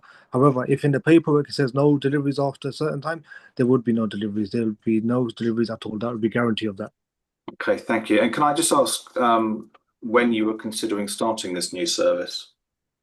So we have drafted a menu at the moment. I think it will take a couple of weeks to get into action. We have been doing test food runs with the chef, which he's been serving just like me and other staff members, just like tasters. However, it hasn't been introduced fully into the menu yet, and it would take a couple of weeks for that. Okay, thank you. Now that's great. That's very helpful. Thank you. A lot of the concerns that the residents who live, in your area have brought up do relate to noise, specifically noise from the terrace. One of the possible conditions that the committee might consider would be a time limitation on the use of the terrace. Okay. To, I don't know, say 10, 10:30, 11, that kind of time. I'm just wondering how you would take that, what your thoughts would be about that. The terrace is a place that people like to enjoy personally. When you go to a cafe, it's not the usual walk in, sit inside a restaurant. We do have a terrace. The terrace is to be enjoyed because it has a nice view of the street. Music and other things like this can be controlled. There will be no music. There will be like signs written there that keep the noise level down. Any loud groups or big groups of people that would come in would be seated downstairs due to the amount of noise that we can tell from the customers walking in how much noise they would be making. If somebody's walking in with their laptop quietly and just wants to do a bit of work, they would be seated upstairs because it would be our quiet area. However, if a group of people come in like a family and they want to have a chit chat, be a bit loud, they would be seated inside. Okay. So we can make like two different, areas. But we at the end of the day, we cannot stop people from talking and socializing. And as I said, we would like to keep our place open so people can socialize. However, the inside where noise would be controlled because of the doors closed and there's our doors are shut. There's no window. There's no way for the noise to get out. The noisy people would be seated inside, and the quiet people would like to do work and just come have a coffee or just that was just a matcha or anything, smoothie or sure. They'll be upstairs. Yeah, no, okay, no, I get that. Thank you. I'm saying you're right. You can't control how people speak. You can have a control where they do it. So that was really my question about the timings for the terrace upstairs. A question quickly, just back to Goethe. No. The applicant says that they've not been using the existing license, and therefore the conditions of that license don't apply to them. Can you just kind of explain whether if that's correct or not, and if so, just what it actually means in practice? I think the applicant mentioned that they have been operating for 3 years now, which will means as a place of a coffee place without serving alcohol, they have been operating without a license. My understanding is, and I think the applicant needs to clarify, my understanding is the license, the existing license, which belongs to another person, is not related to this application. They are not binding to apply to any conditions of the existing license, because the applicant running the coffee place at the moment, as it is without the license, they do not have a license. They do not have a need to have a license. They are not serving alcohol. They do not have late night refreshments. So there are no conditions for them to comply with. The applicant needs to clarify, I think, at this hearing whether there is their intention to get the existing license transferred to their name. And maybe it is for the licensing officers to follow it up with the existing license holder to confirm that the license, if it is not being transferred, to come to an end. But that is something different in relation to, it's not related to this application. Thank you. But as it is standing at this moment in time, and since the applicant has been operating for 3 years, there were no conditions for them to comply with because there was no license. That's brilliant. Thank you very much. And so just to pass that back to the applicant, could you perhaps address that point that Goethe has made? Yes, so the current license is being transferred over to my brother here by the current person who's holding that license, and it's being all transferred over as we speak. And an application has been made. However, I don't know how far it's been. It's something I will have to chase up and get back to you. Okay. But it is. It is. Do you know when it was done? The application for the transfer. We done it like 2 months ago. About 2 months ago. This application. We told the solicitor to do it. He said you're gonna be transferred soon. Okay, so a solicitor has been dealing with this, and the application to have this transferred over was made 2 months ago. However, the solicitor has said it will be done soon and hasn't given no definitive update on any deadlines. Okay, thank you. Councillor Stanton, in that case, all the existing, whenever that license will be transferred, they will transfer it with the conditions attached to that license that exists for the premises now, which will mean that all the conditions, even for the restriction of the terrace area, will apply. Okay, and then you need to. Sorry, you need to, I was going to say that you need to consider if the licensing transferred and you grant this application for the conditions not to kind of like contradict each other. Absolutely, thank you. Yeah, no, my last question about that though is my understanding, and maybe the applicant can correct me if I'm wrong, is that he has no intention of selling alcohol. Is that correct? Yes, it is correct. No intention of selling alcohol because we do believe it brings a bit of trouble. No, that's fine. That's the and so given that the other license, from my brief knowledge of it, is predominantly regarding the sale of alcohol. If they're not selling alcohol, do the conditions still apply? i.e. they're not carrying out licensable activities? The license will be there. Whether they sell alcohol or not, it's something for the applicant to decide, but the license is there and they need to comply with the licensing condition as and when and if they would serve alcohol in the future. Okay, thank you very, very much. That's very, very, very helpful indeed. In which case, I've probably taken up far too much of everybody's time. You haven't. I mean, I could go on.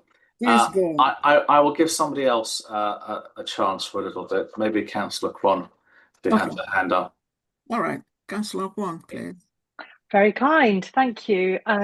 Firstly, yes, I'll echo Councillor Stanton's thanks to everyone who has contributed their time and their contributions, of which there are a lot. I think my questions, I've got a few questions about the nature of the business and the terrace.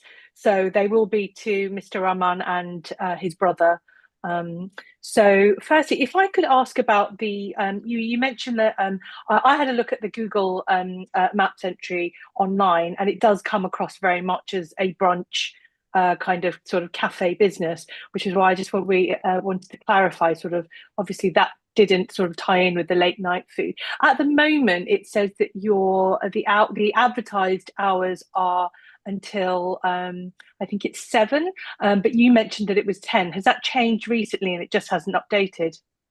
I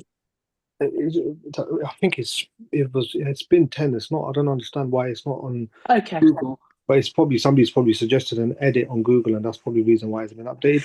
However, we are a brunch place, but we've changed our concept to all-day brunch. Our brunch used to be served to us. I think our brunch used to be served till 7 o'clock.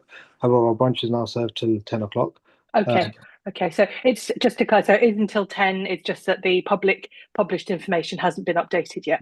And with regards to the roof terrace area, I haven't visited myself, so this is why I'm asking the question.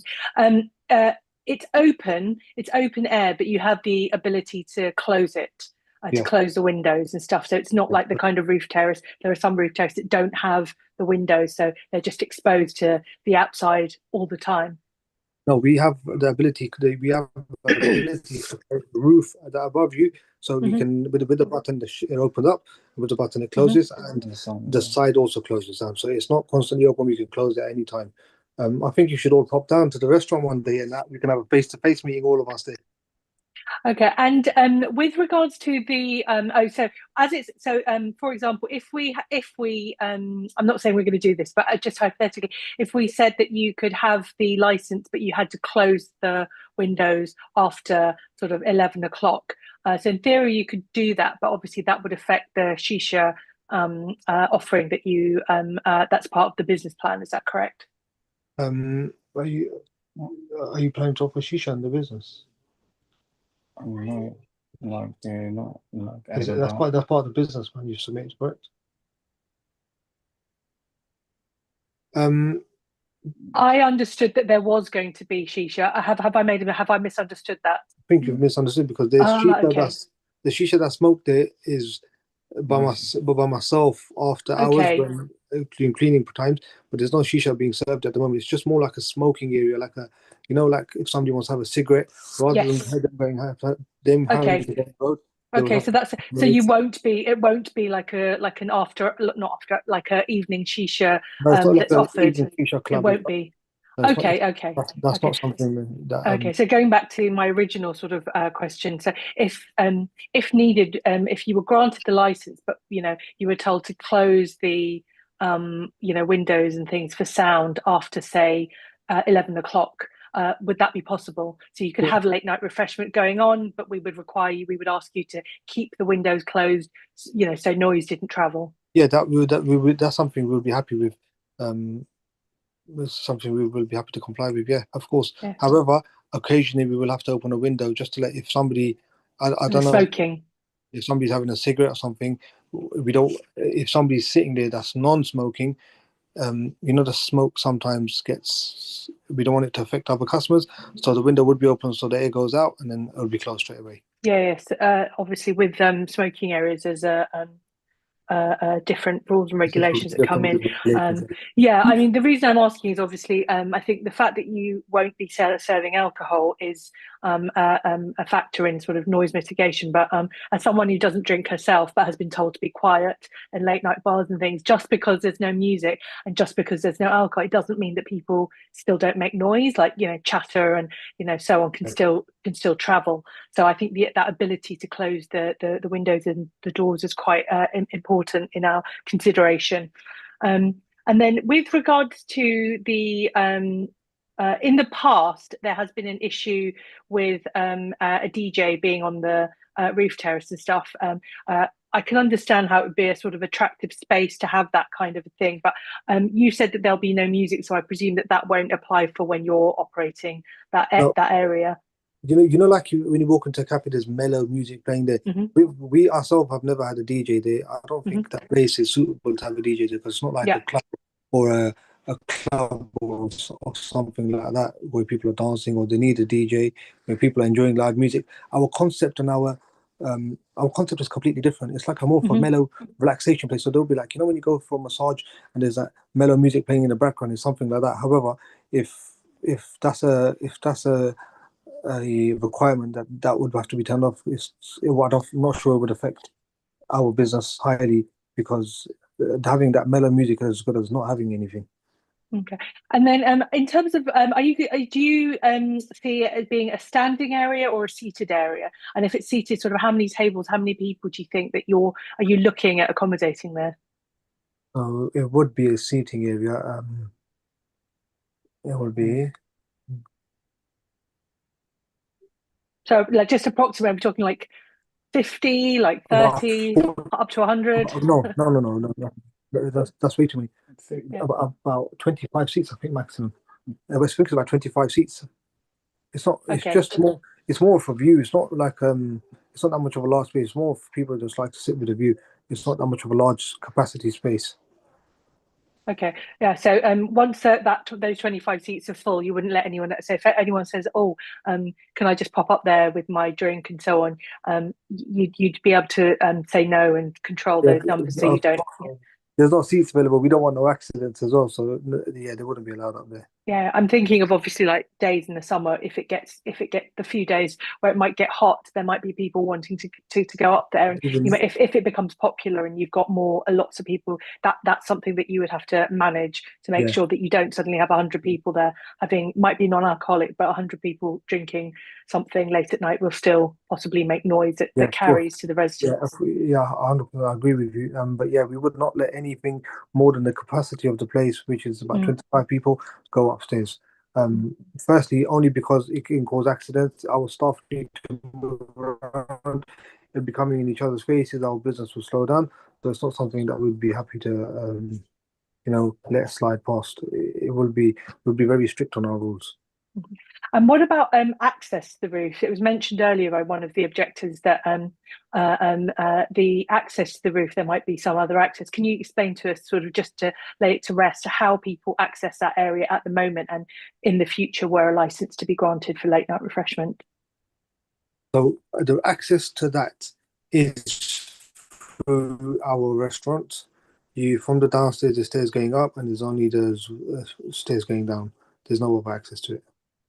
So anyone wanting to go onto that roof would have to go past management, for want of a better phrase. So you would control who goes in and out. So you would have control over the numbers. You won't just have people sort of wandering in, sort of off the street, being able to go up there. No, they have to walk into our restaurant first, and then obviously our desk is right. We are very customer facing, our desk. So as soon as somebody walks in, they will see us first. And our staff will be attentive to them straight away to ask them if they like to be seated. However, if they say, yeah, we can go upstairs and there's no seats available, they'll be told, sorry, mate, there's no seats upstairs. Okay. So nobody can just go past like that. Great, thank you. I think that is all of my questions. Yes, Chair, I haven't got any further at the moment. Thank you. Thank you. Thank you, Councillor. I have questions for you, Mr. Mohammed. And my first question is, how many staff do you want? Are you going to be having? How many staff? Do you know? Yes, I think we approximately have about 2, 3, 5, 6, about 7 to 8 staff. And how each one have any of them had any trainings?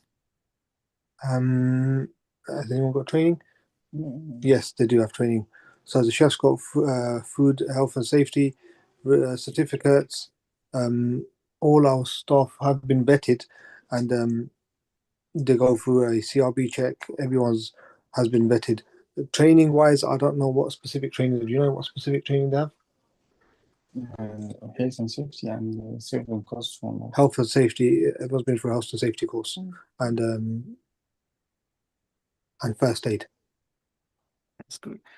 Do you keep any incidents reports? Do you keep any incidents? You have opened for 3 years. Do you have any incident reports? No, we haven't had any incidents to make an incident report. but we have a book for an incident report. But we haven't had any incident reports. No allergy reactions, no reports whatsoever. No accidents, nothing. Yeah, because I read that somewhere that you are refusing to have to record log any incidents. We're happy to log records onto the if you would like a shared portal between our business and the council. We're happy to have a shared portal where we can log the records there. Every time an ambulance is called or every time police is called or anything, if by I think there's a requirement by law that it has to be logged. But we haven't had no incident, so we wouldn't be able to log anything. However, we are willing to comply and log whatever needs to be logged. I know you've been asked this question before, and I'm asking it again. So, the rooftop, if there's a football match and there's a television there and people are making noise, shouting, how will you manage those people? How will you control them? We will tell them to keep the noise down. If they don't keep the noise down, then we'll have to move the people that are making the noise downstairs where they can also watch the match, but it'll be in a more closed environment. But if it's summer, the place is open and people are shouting, or people are, no, they don't sell drink. People are shouting. How will you manage them? How will you manage the noise there? The match happens at either 2 p.m., which is in the daytime, or 8 p.m. There's no match that happens after the hours of 10 p.m. anyway. However, even people do still come and watch the match. And for the last 3 years, they have been, because we have the stadium right next to us and there are a lot of supporters in the local area. We haven't had any complaints at the moment. People still watch the match on the rooftop, but it hasn't. There's been no complaints, and it's all within the time frame before 10 o'clock. Any match that happens, and it's all finished before 10 o'clock. Anybody that does watch football matches around here would be able to know. And we normally show the local, the English matches anyway. We don't show international matches as such of yet. Yeah, I know that residents that they put up they showed a picture of television showing match, showing that. My question to John or Charlotte is that hasn't got any time or date on it. So it makes it hard for us to consider that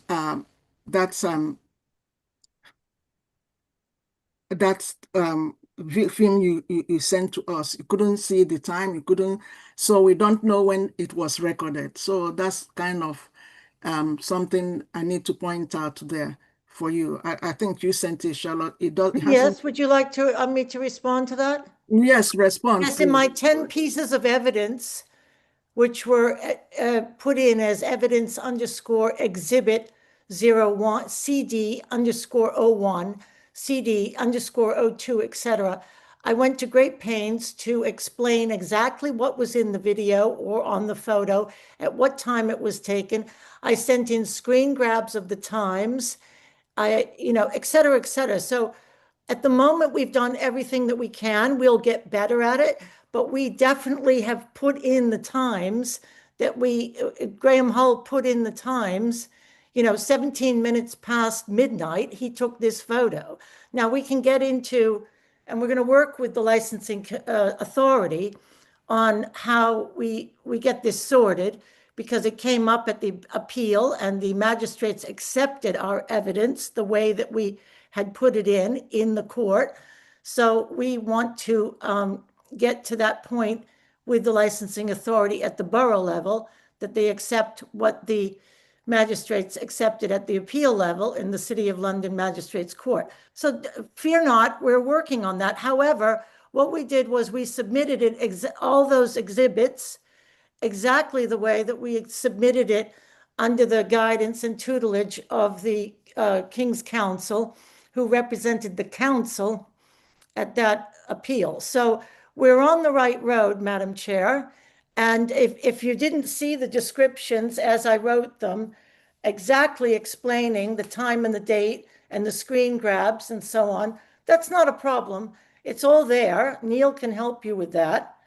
We have it. You have it. You take time to make a decision. You might have to decide that you you can't make a decision tonight because you need the timestamps. But, you know, basically we can tell you that we've done this in the last 2 weeks, because in the last 2 weeks, we became acutely aware of the infringements of what we believe is the existing license as regards to especially the roof terrace and the cafe being closed and shut from 6 or 7 at night. Okay. Okay. Thank you so much, Charlotte. And we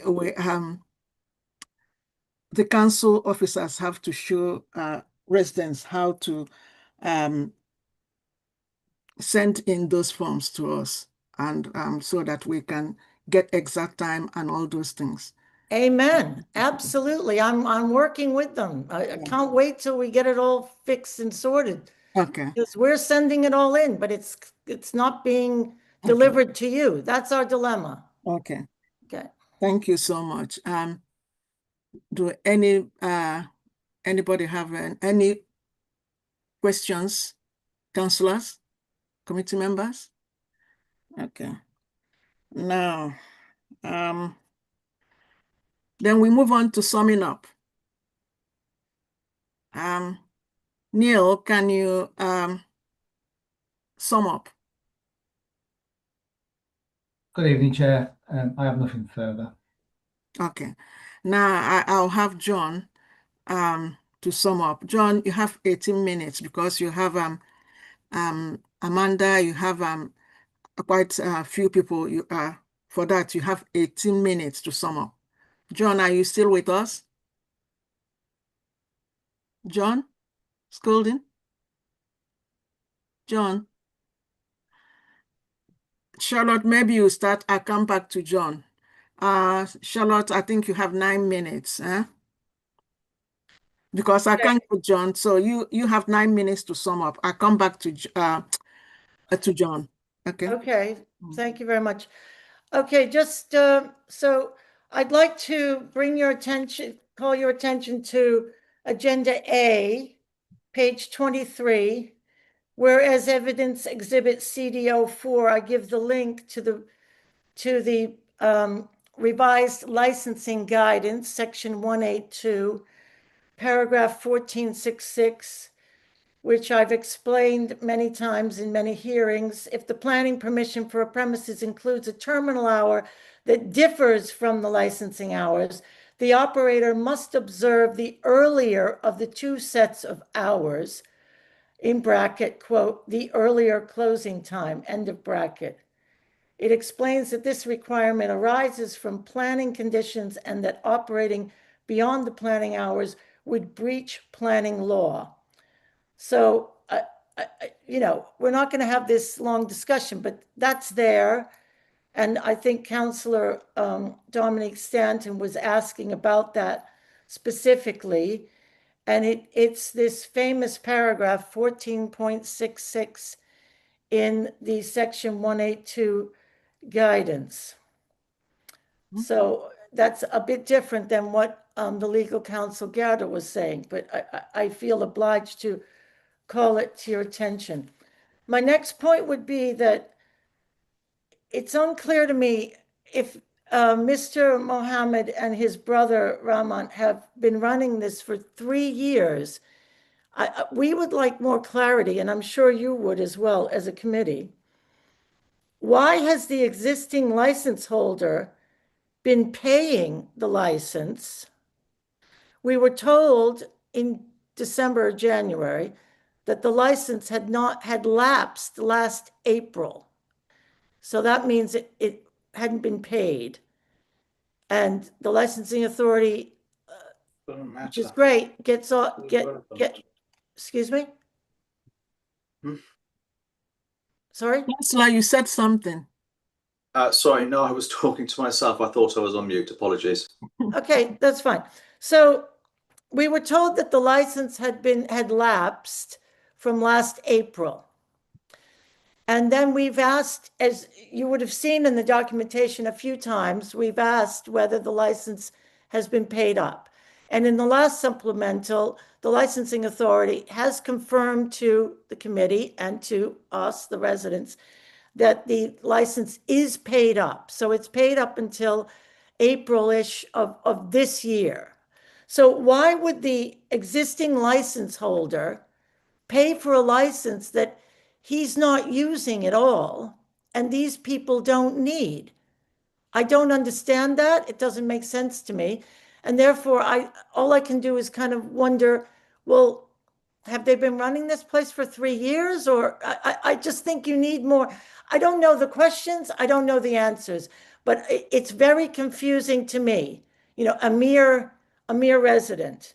Somebody pays a license. It's, you know, it's a nice chunk of change. You can go out to dinner a few times on that for 2 years running, and yet the guys don't need the license. Okay. They also said it's been transferred, and then when questioned, they said, "Oh no, it's, you know, we're looking into that." So that's the kind of thing that really concerns residents. When an applicant says one thing, then they say another thing, and if you ask them other things. So more importantly, to my point number 4, the roof. Okay, there is planning permission for a pergola up there. A pergola is basically a metal structure that has, I'm going to demonstrate it here, has plastic sheeting that rolls. So it's like it's like a blind on a window.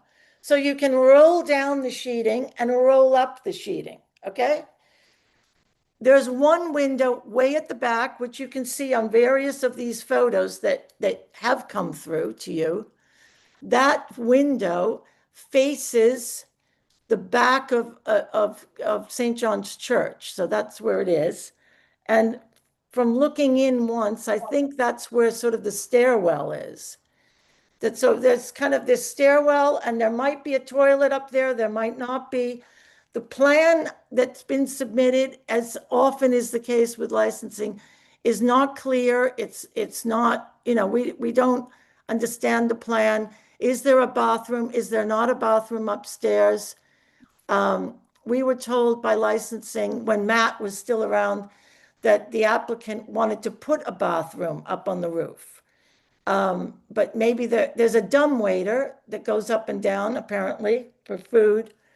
And whether there's a bathroom up there, you know, a toilet, excuse me, I'm using American, a toilet up there or not, I still don't know. It would be great to leave this hearing tonight and know that.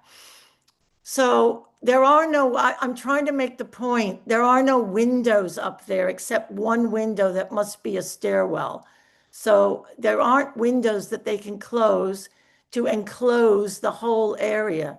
They can partially enclose it with these these plastic see-through roller blinds, and then they can open up. So again, I hope you have more questions about that, because it's not clear to us. And we didn't get upstairs because late at night we couldn't knock on doors to get upstairs. We couldn't get up there. So, you know, we did our best, but we couldn't get there, and we can't put a drone up there because it's a drone-free area. Okay, so we remain very concerned, and it's not clear to us that the applicant, they said that they had the license, then they didn't know if they had the license. They were asked a lot of questions, rightly so.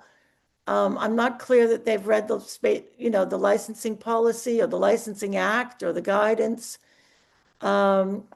Licensing isn't just about alcohol, it's about a lot of other things. And their staff are clearly have a lot to learn.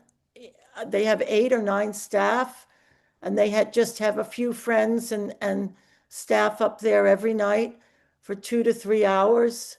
I don't know personally how they make money. And that's an important point now, as we know, because as of November 25th, the new licensing framework has come into play. And so we have to look at whether, you know, they have a business plan, and whether they have money, and whether we're helping them to do things. And if they have 8 or 9 staff on a night, I mean, that's a lot of people. especially if they don't have many. In fact, they tell us they have no customers. They have no customers. It's only they who are up there at night.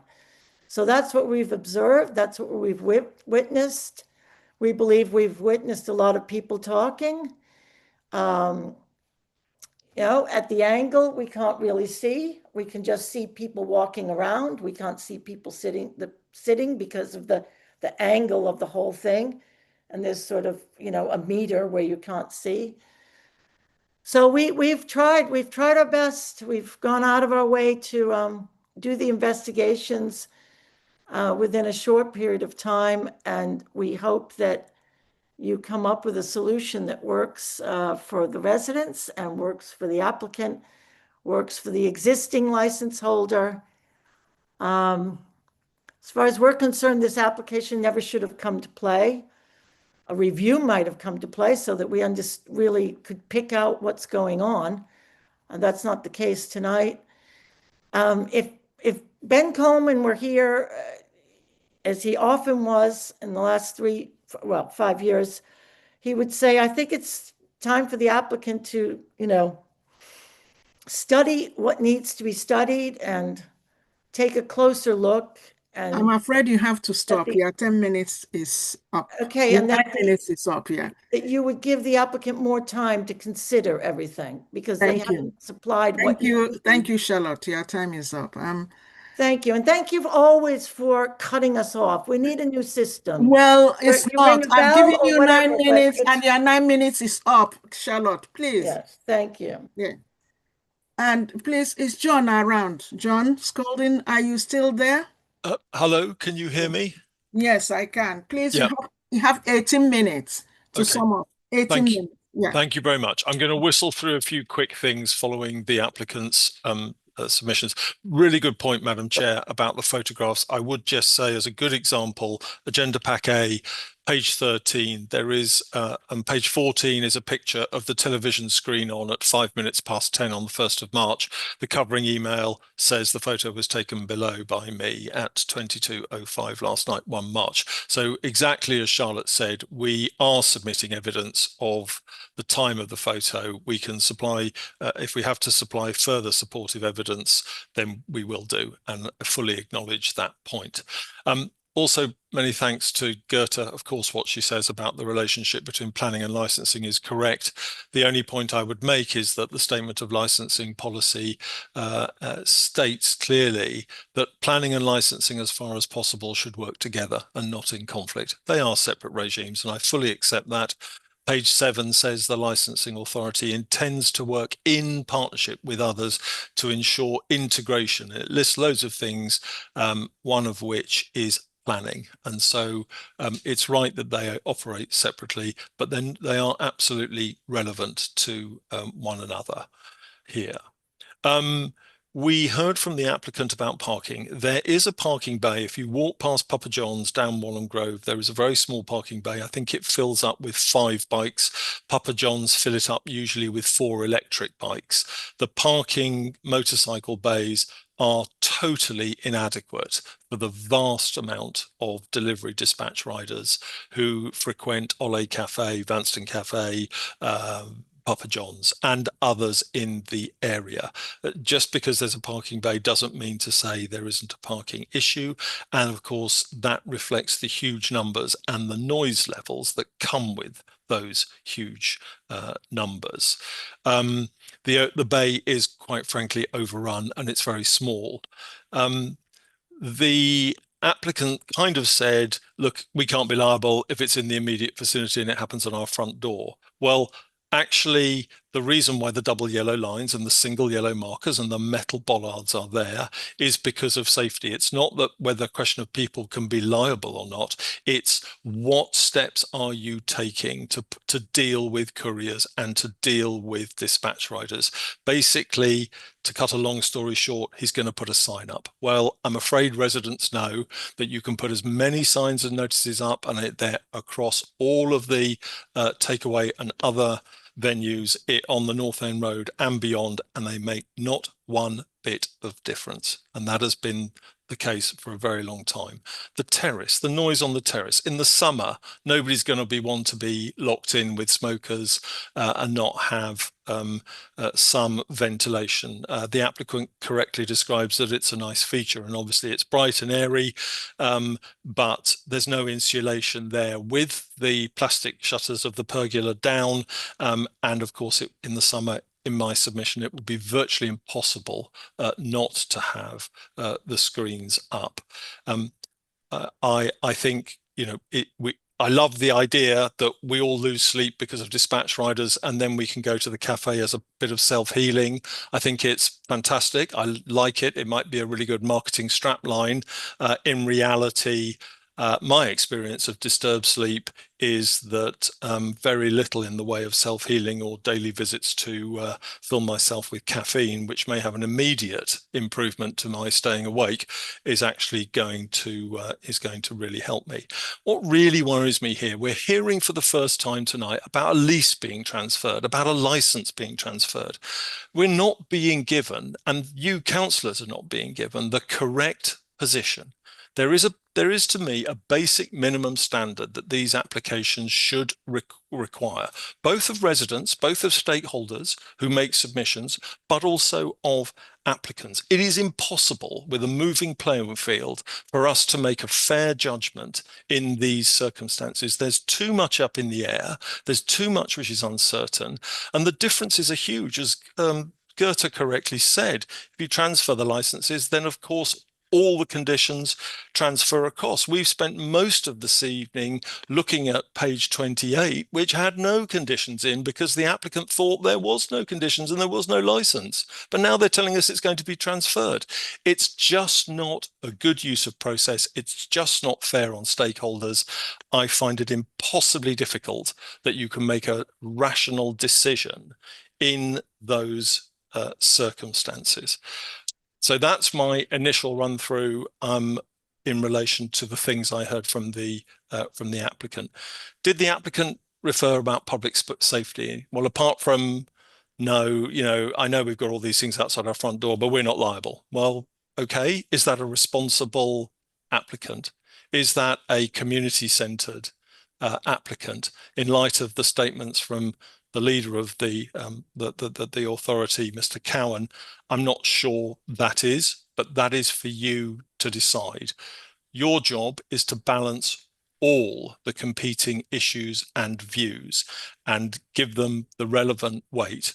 Public safety is, of course, central to one of the 4 licensing objectives, as is the issue of noise. And again, I'm not sure we heard anything about the impact and the noise concerns. We heard nothing recognising the proximity of Dungannon House, the huge ratio of residential properties to commercial properties right on their very doorstep. Didn't hear anything about that.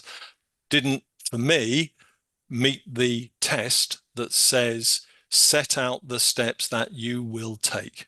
It's not to promote. It's not good enough to turn a blind eye. It's not good enough to say, I'm not responsible for this. I can't do anything about it.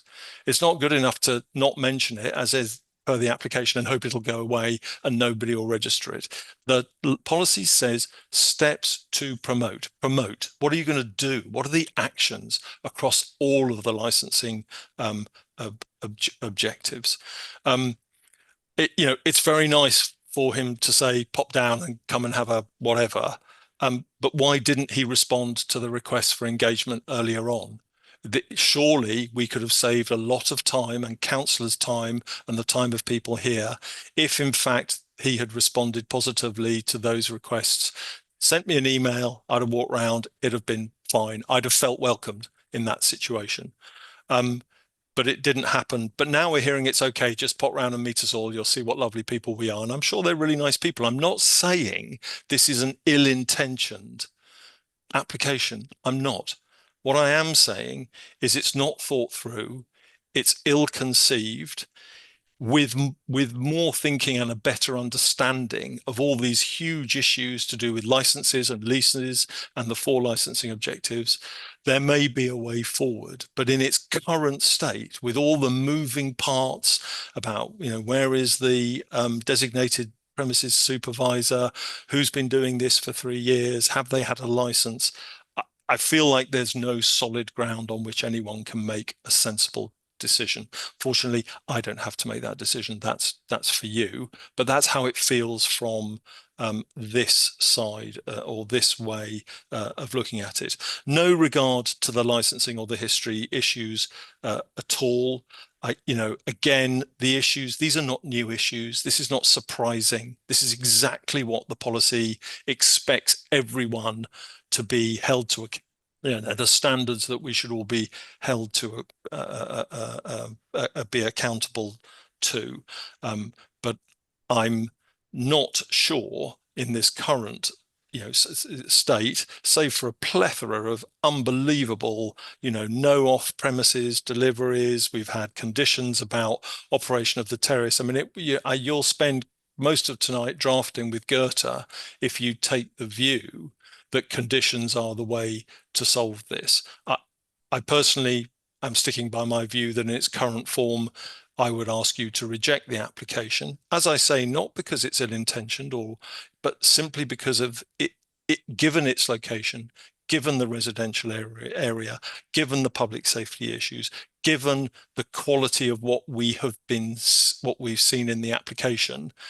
I'm afraid it's too difficult to comment on all the implications of the stuff we're hearing for the first time tonight. And I don't think that's the system. We're all supposed to put our cards on the table fairly and openly early on. We shouldn't be hearing brand new things tonight.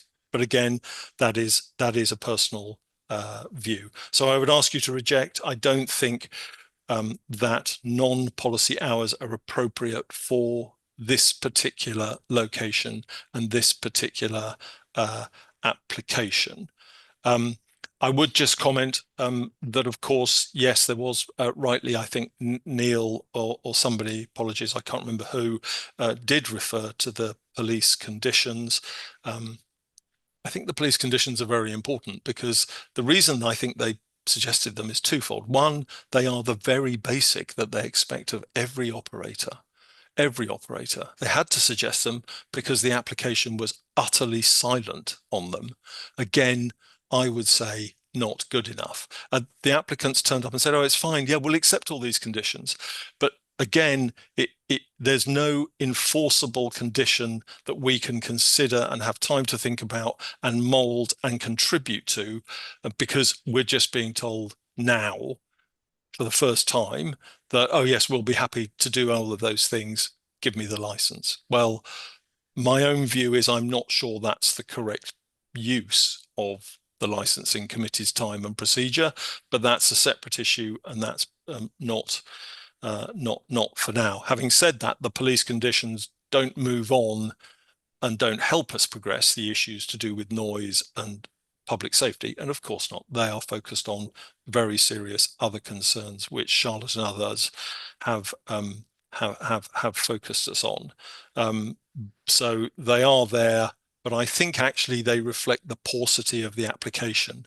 And I think with more time, more careful thought, a better understanding of the issues that have been articulated this evening, then I think it could become an application which is better conceived by a responsible applicant who sees the issues and responds to them in a way which the policy is asking them to do.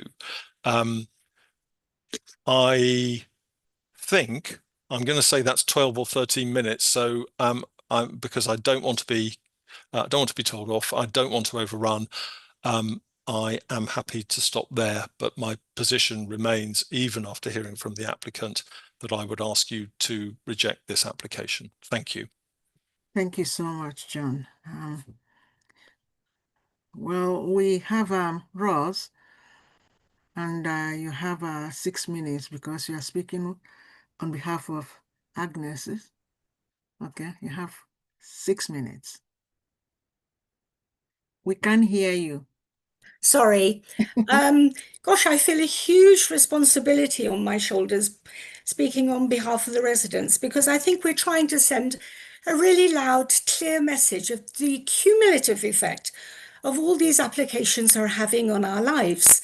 And I'm trying to say this as politely as I can, but I don't think people are seeing it, or they're not listening to us. You know, I'll come back again. John has probably explained it much better than me, and Charlotte too. But it's such a vast, you know, it's a narrow, densely residential street. And, you know, extending these hours are just going to undermine a very fragile situation as it is at times. You know, we have less police on the street who are going to be having to deal with more issues. I'm not necessarily to this particular cafe, but people spilling out from there might. It does present other issues. And the other issue is just a human one. This this terrace is so close to the people, particularly at Dungannon House. I mean, they can look, from the terrace, you can look into their homes and they can look into the terrace. Where it means in the summer, these people won't be able to open their windows. If the terrace is, I'm 100% sure he won't be able to keep the terrace closed, and people won't want to stay in there if it's full of smoke and everything else. I just really, I think as well, the council has got to think about whether late night refreshments is really appropriate in this particular residential area, because as John explained, access to it is limited. The houses are built very, very closely together. We're the most sleep-deprived borough in the area, in London already, and I think this is just going to add to it.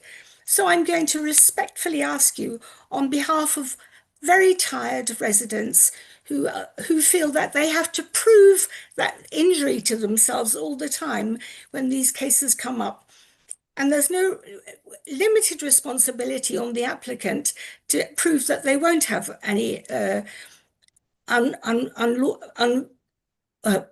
effect, a negative effect. Apologies, I'm feeling really nervous. So I'm just going to say one more time, please reject the application. Thank you very much. Thank you, Rose. Okay, Mohammed, are you there? I'm here. Yeah. I will allow you 30 minutes. Yeah, no to sum problem. up. Is your brother with you? Yes. Yes. Right. So there's been a few things that have been said which have been totally incorrect again. Charlotte says that we have 8 people working there. We don't have 8 people working there. It's a question that you yourself had asked me, how many people would you like to have working there if the terrace was open? And I answered your question. It's not something that Charlotte said there's 8 people working there, they're going up and down upstairs. That's incorrect. Charlotte did walk into the premises last week at 5 o'clock, about 2 weeks ago. 10 days. About 10 days ago. She did walk into our premises. She didn't go upstairs. She just walked in. Yeah, what time she was inquisitive to the workers. What time did you close? She asked a few questions. She didn't go upstairs and she walked out. The question about the lease being handed over, the landlord has the licensing agreement on his name. When we had taken over the place 3 years ago, we had paid him in advance. It was part of a deal breaker, our deal breaker with him. We had paid him, which is the reason why it's paid until April. And because we are applying for this license, we ourselves now wanting to take over everything. Because we had paid it in advance at that time, it's not something that we would have got transferred over to ourselves because we had already paid for it. John Scolding says that the premises is not, people are not safe, leaves vulnerable people on the streets. Right opposite the house, right opposite the business, there is a pub over there, which people are under the influence of alcohol, which is more prone to arguments and fights and causing trouble on the road and trouble for the neighbors. But that place has a license later than ours, and that too without a security. Our premises, when there's a match, are still under the impression of having a security there just for the safety of our neighbors and the local residents. Our business is not down a narrow residential street. We have to cross the road to go down the narrow residential street, and that too is Dagenham House. And all the customers from that area have never complained in the last 3 years, and they are all our customers. The people that have complained are not in that narrow residential street, and they've never complained. There was another point that I had.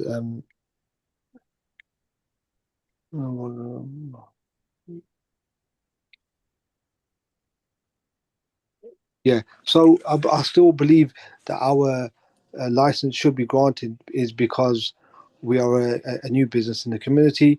We are not serving no alcohol. We're not serving anything that shouldn't be served. No shisha. We are willing to comply with the council, and as John said that he said that there's bollards in place, and I can't just say that we can't do nothing.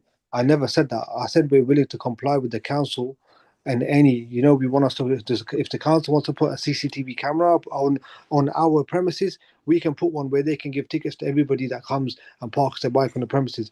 We're willing to go the full mile to work with the council, to work with the local community. Anybody that does walk in from the local community, if a survey is conducted in the local area, everybody knows us as that new business, very friendly, very nice place. People walk in, people like the environment of our premises. It just gives people a lot more time to come in, and after working hours where stress and tension is relieved, and we are willing to help and do anything with the community and with the council to help to retain our license. Is that everything? Yeah, I think that's everything from us. Okay. Okay. Deliberation. Now the committee will retire and take its decision in a separate room. You are welcome to remain in the meeting to hear committee's decision. However, this might take some time.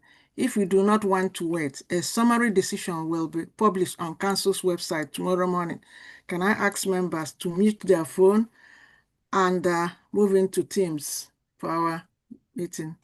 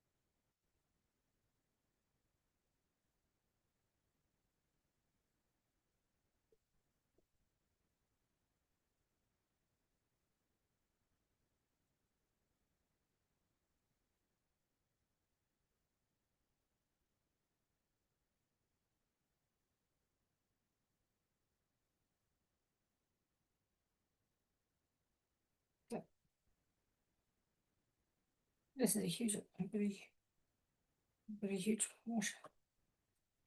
I've got a huge responsibility on my shoulders. Understand the cumulative effect of all these. Sorry, can I just remind everyone to mute themselves, please? Okay. I'm not muted, sorry.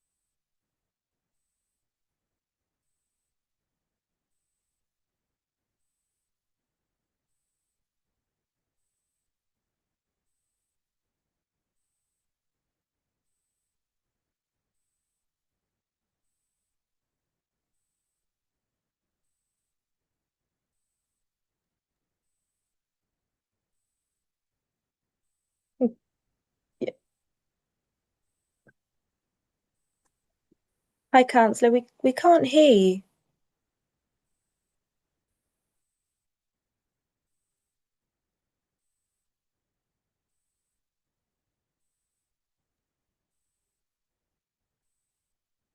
Am I the only one who can't hear Councillor Ume, or? No, I can't hear him. Okay, I can hear you. I thought it was just me.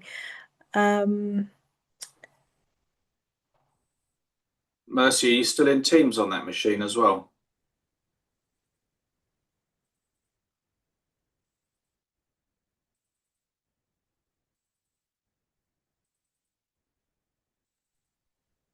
It looks like you're not muted. The only thing I can suggest is if you want to leave and then rejoin, I think that usually does the trick. Also, make sure you've got Teams closed, because it might still have the focus on the microphone. Oh yes, yeah.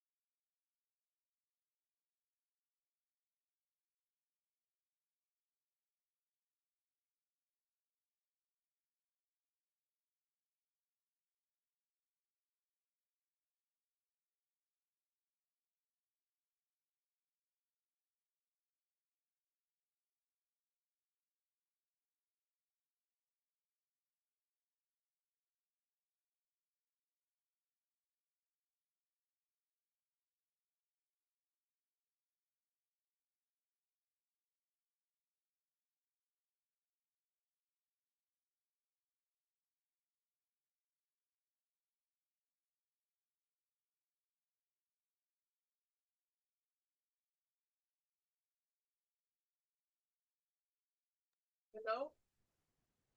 Can you hear me? Yes, we can. Thank you. Sorry about this. I'm so sorry. I'm sorry about this. Okay, the summary decision of the license subcommittee, 11th March 2026. Number 2 Baton Place, London, SW6 1AY. This the premises. The committee has considered an application for the grant of premises license under the Licensing Act 2003 for the provision of late night refreshment indoors, outdoors. The application. In summary, the committee have decided, after taking into account all the individual circumstances of this case and promotion of 4 licensing objectives, to grant the application as follows.